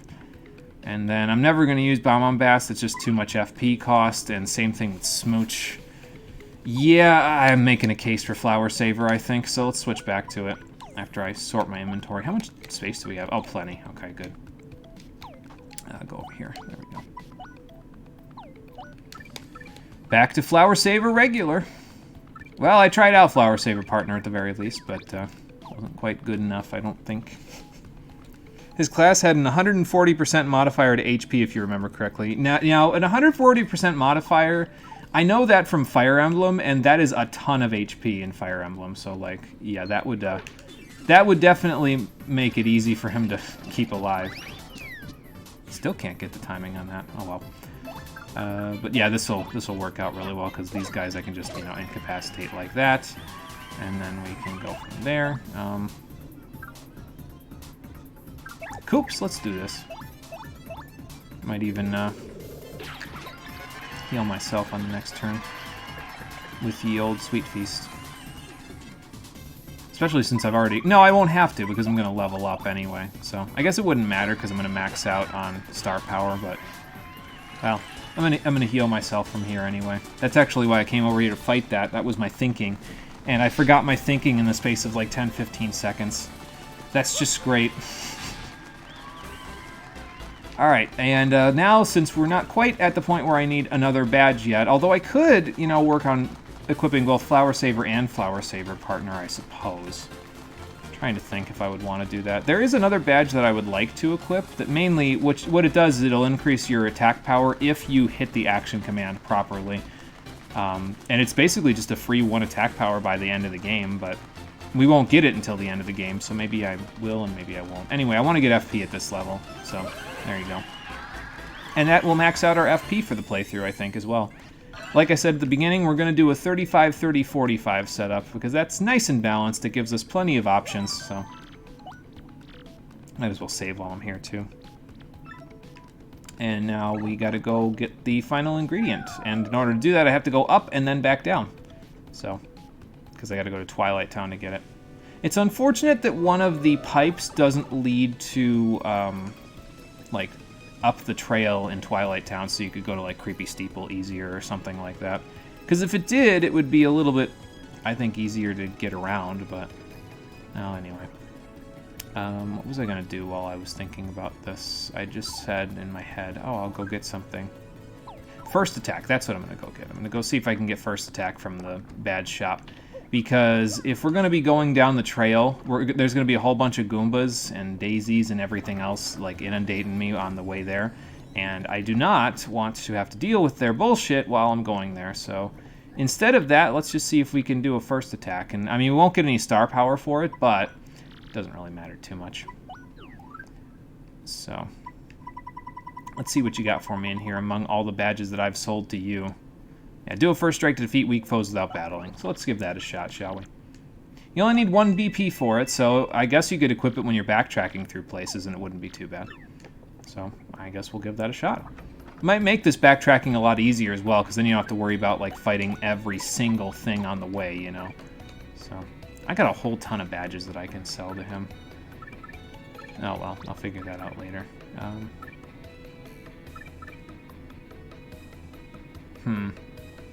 Trying to think if we're gonna fight any clefts soon. Not soon enough for this to not be good to equip right now, so I guess I'll equip it for now. We'll use that as our field setup. We'll use chill out and first attack, so. Oh, you got the modifier wrong. So how much higher is it than what you told me? Oh boy. Man's gonna have even more HP. It's funny though, the fact that I've been playing, like I've been playing this RPG for the stream, and then I've been playing Final Fantasy IX off the stream. We'll break that when it actually becomes pertinent to do so. You'd think I'd be kind of RPG'd out, but I've been thinking about, like, when I have free time lately, I've been thinking about, like, some interesting mechanics that I might want to see in an actual RPG that I don't want to say I will make it, because I don't think I ever will, but, like, interesting mechanics that I think would be cool to see in an RPG if I was ever to make one. Like how classes and stuff, or rather characters in the game, would work in terms of their role in the party and everything, so. Make them more complex than just your Joe average, like, class system, you know? But, well, I'm not worried about that for right now. For right now, I gotta get across the entirety of Twilight Trail and Creepy Steeple, and maybe even fight an Amazy Daisy while I'm at it, although I think, with first attack, I don't think you can fight an Amazy Daisy if you have first attack enabled and you get a first strike, because basically they're in the formation with a bunch of other daisies, and if you first attack them and you kill the daisies, well, you're not going to be able to, you know, fight the Amazy Daisy while you're at it, so. But yeah, there you go. You just do that, and that's it. It just drops whatever it drops, and you're good. It would be kind of a good use, though, for the Money badge, which we don't have yet, but that's available at the Pianta Parlor, I think, if I remember correctly. And basically what that does is it increases the number of coins that you get at the end of each battle. So if you equip Money, you can use first attack and just grind coins out that way. That's if you need coins in this game, where they just give you so many coins that you don't even know what to do with them, but I don't really need them that badly, so there you go. He was a Dragoon with 160% to HP, 130% to power points, think MP, 140% to attack and defense, 110% to agility, and 130% to luck. So how high do you think base stats are with modifiers like that? Really, really, really high. Like, really, really, really high. There you go. I can't believe I escaped from that guy. I thought they were going to catch me for sure. Yeah, I guess you don't fight, excuse me, the Amazy Daisies, unless maybe there's possibility that the enemy's level might play an effect here. So, like, I might jump on one of them, and if we get into a battle, it's an Amazy Daisy. If that's how it works, that would actually be a really smart mechanical decision, too, because, well, if you're looking for Amazy Daisies, you don't want to be fighting all this other crap. Like, all that's going to do is give you 1 star point. Instead, you want to be fighting the Amazy Daisies themselves. So if they make it so that you actually, like, only encounter one when you, if you have first attack on and you jump on them, if you only encounter one when it's in the actual battle formation, that would be nice. So, yeah, an easy way to farm them. Yes, please, yeah. It would make it a lot easier to farm them if you could use first attack. And there is another badge that's similar to first attack in the Pit of 100 Trials. I think it's down on, like, floor 80, though, or something ridiculous like that. So it's kind of hard to get to. But if you get it, I think it's called Bump Attack, if I remember correctly. I've never gotten it personally, but basically all you have to do is bump into enemies. Even, like, if they don't get a first strike on you, if you bump into a weak enemy, it just kills them automatically. And if you have Chill Out equipped, I think they stack with each other, basically. So, like, with Chill Out and Bump Attack equipped, you basically never get into a fight, because even if they try to first strike you, they can't. And then you just bump into them, and then they die. So, yeah. His stats were monstrous, but the super boss could still 3-shot him. Oh my god. That pirate ghost does not take prisoners. Evidently not, because that, holy shit, those stats sound great, but... And now, granted, I'm looking at the stats in terms of, like, if it was a Fire Emblem character. Like, those stat growths on a Fire Emblem character would make that character, like, the most overpowered thing in the game, but... That's, like, Manakete stats, basically. But, yeah, that's my frame of reference, in case it wasn't obvious.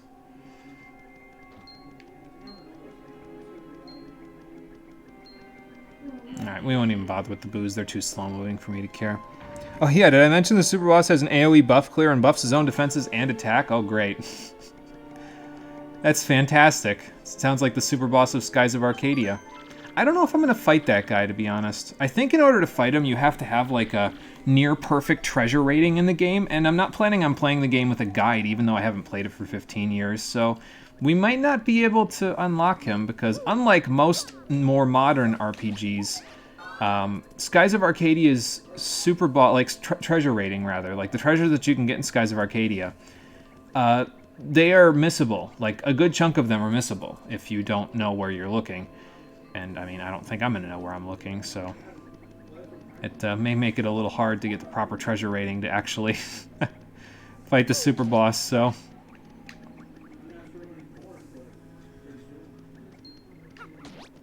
Then again, a lot of the bosses in the endgame of Skies of Arcadia have buff clearing abilities, to be honest. We'll see that soon enough when we get there, so... Bonk. Well, we're not finding any Amazy Daisies, but I'm kind of okay with it, because we're already at level 21, and I don't want to be a higher level than that, so...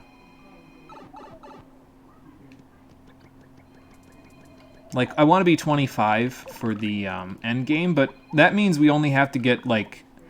2 levels in the next chapter, and then 2 levels in the end game. So I'm not really worried about it, honestly. It's fine. We'll get those levels. I mean, think about it this way: the end game bosses are coming up in a little while. So if they don't give tons of star points, which they do, by the way, then I don't even know. Well, anyway, we have all the ingredients that Chef Shimi needs now that we went and did all that. We got a Mystic Egg, a Golden Leaf, and a Keel Mango. Let's get on the train and give them to him, and then we can end up back in Poshley Heights. And after that, we'll go see Professor Franklin, and we'll probably call it a day. We're not quite as far as I wanted to get in order to name the video what I wanted to name it, but, well, it's okay. It doesn't have to be named the way that I wanted it. I have another name that I'm going to use anyway for this episode. Might be a little bit of a long title, but it's okay. It'll all work out. Just skip around these enemies. We don't need to fight them.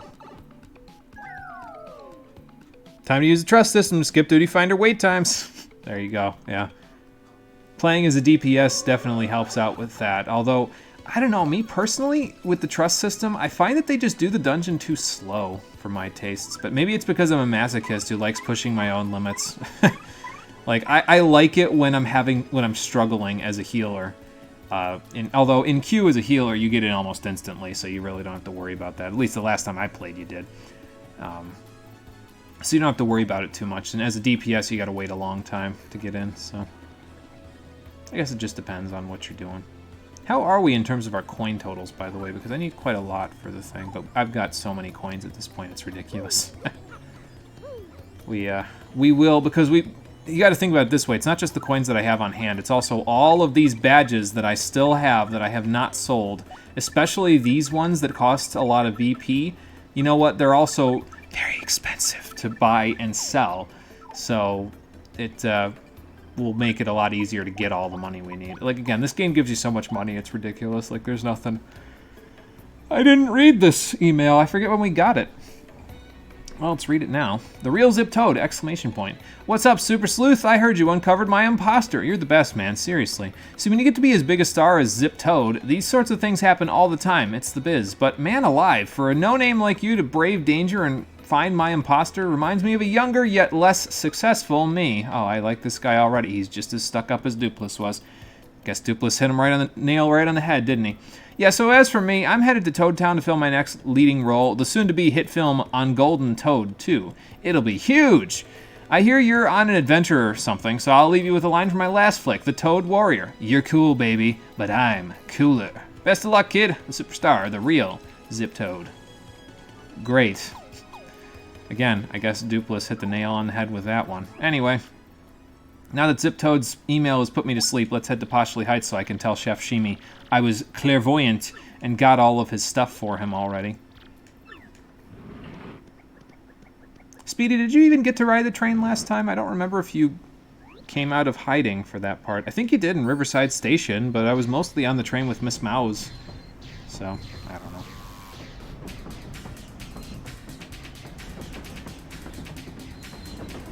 Yeah, I still like how the drums there kind of build out of the train taking off and starting to chug, you know?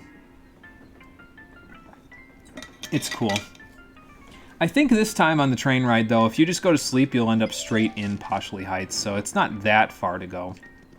Which makes all the more wonder that, I mean, you don't pay anything to get on the train, so why did they even have a warp pipe at Poshley Heights? Why didn't they put it in, I don't know, Creepy Steeple or something? What if I needed to go back there? I don't want to walk all the way down Twilight Trail. Oh, well.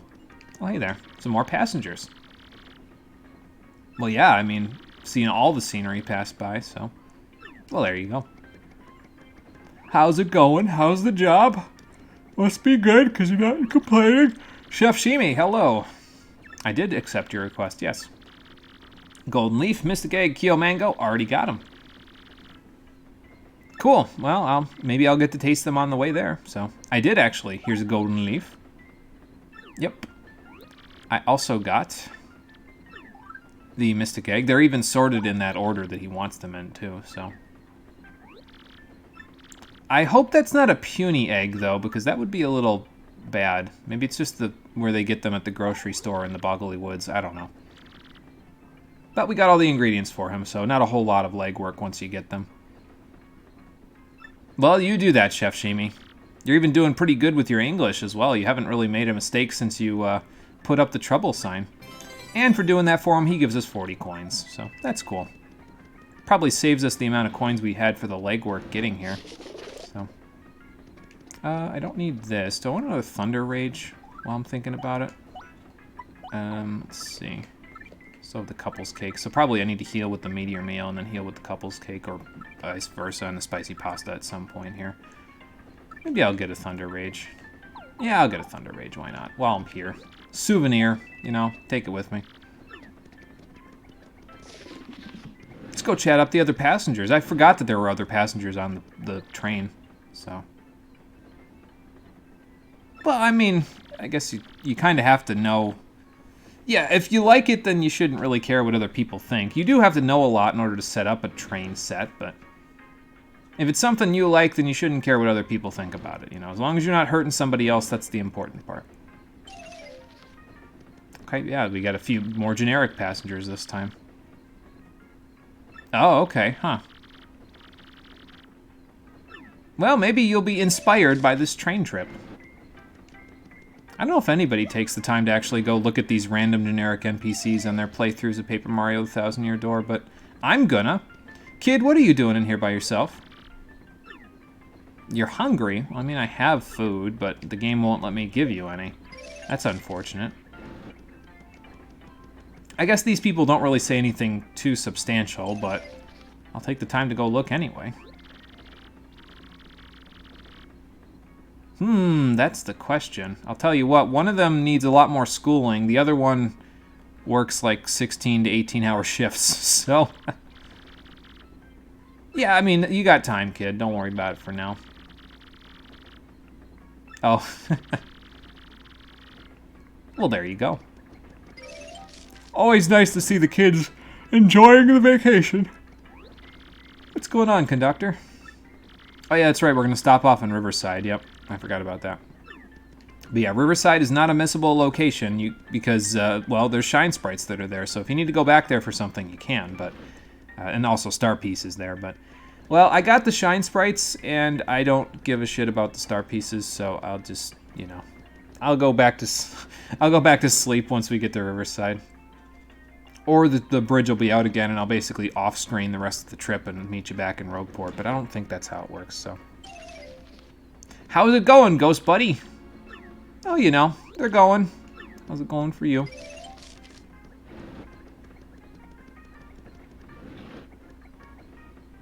Oh, couldn't get enough of Chef Shimi's cooking, huh?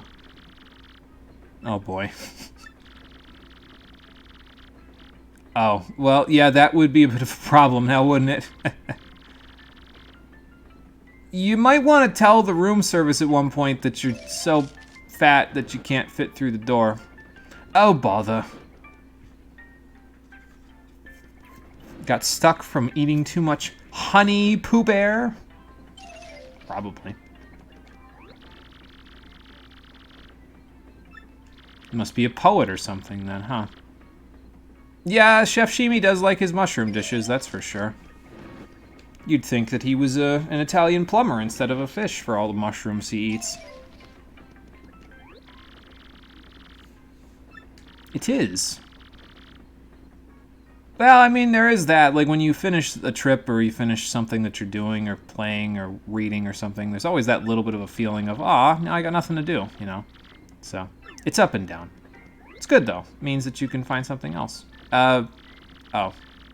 No, it's okay. You ever had a kid accidentally call you dad before? I've had that happen once when I was working. It was kind of odd, but I didn't really... I just sloughed it off, you know what I mean? It's like, whatever. The kid's just learning their words, so... Must be a different Toad engineer this time, because he doesn't recognize me.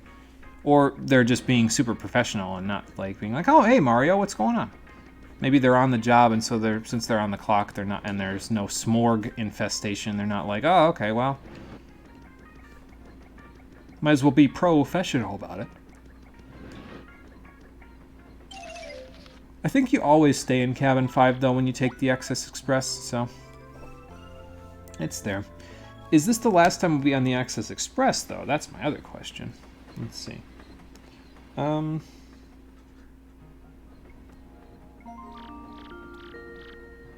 Let's see. That one doesn't take you there. That one doesn't take you there. That one doesn't. That one doesn't. That one doesn't. And that one doesn't. Yeah, this is the last time we'll be on the Access Express as far as I'm aware. So I guess if you're following along, if you need booze sheets, buy them now. But I have a ton of them at this point. I still have like 10 or 12, so... And I think you get a couple in the final dungeon as well, so... Because they're really good items. So I ain't too worried about it. I almost expected, speaking of Wild Arms 3, I almost expected some of the town music to start kicking in when we pull into Riverside Station here.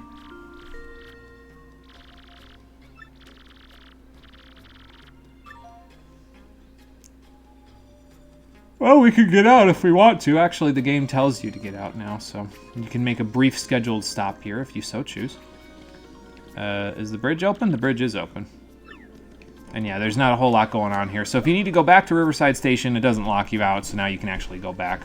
They could have even put a warp pipe here as well, because then you don't really... I mean, the one at Keelhaul Key isn't close enough to the Pirate's Grotto for me to like it. The one that's in Poshley Heights is unnecessary, because you could just... I don't know.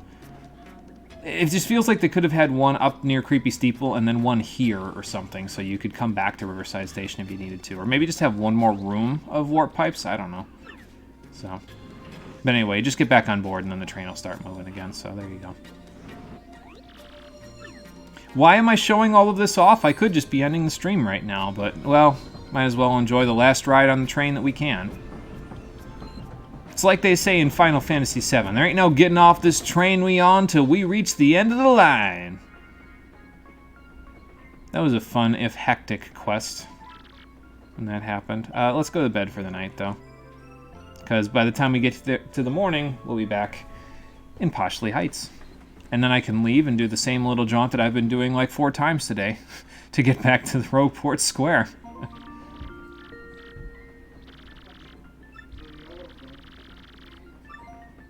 Okay. Sounds like it's our stop there, Speedy. Excuse me.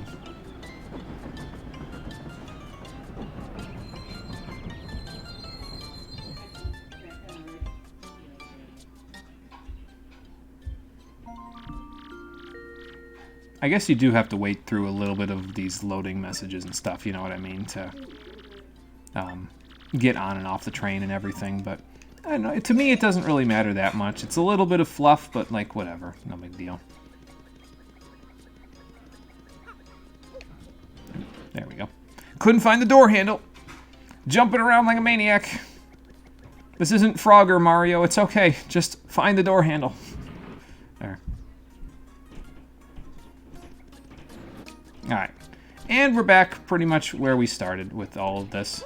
But will Professor Frankly be able to find out how we can get to the moon? And what have the X-Nauts done with Princess Peach? One of these questions will be answered and one will not, but we'll find out which one it is on the next episode of Paper Mario, the 1000-Year Door, the Stream Edition, which will be happening on Thursday at 4:30 p.m. Eastern Standard Time.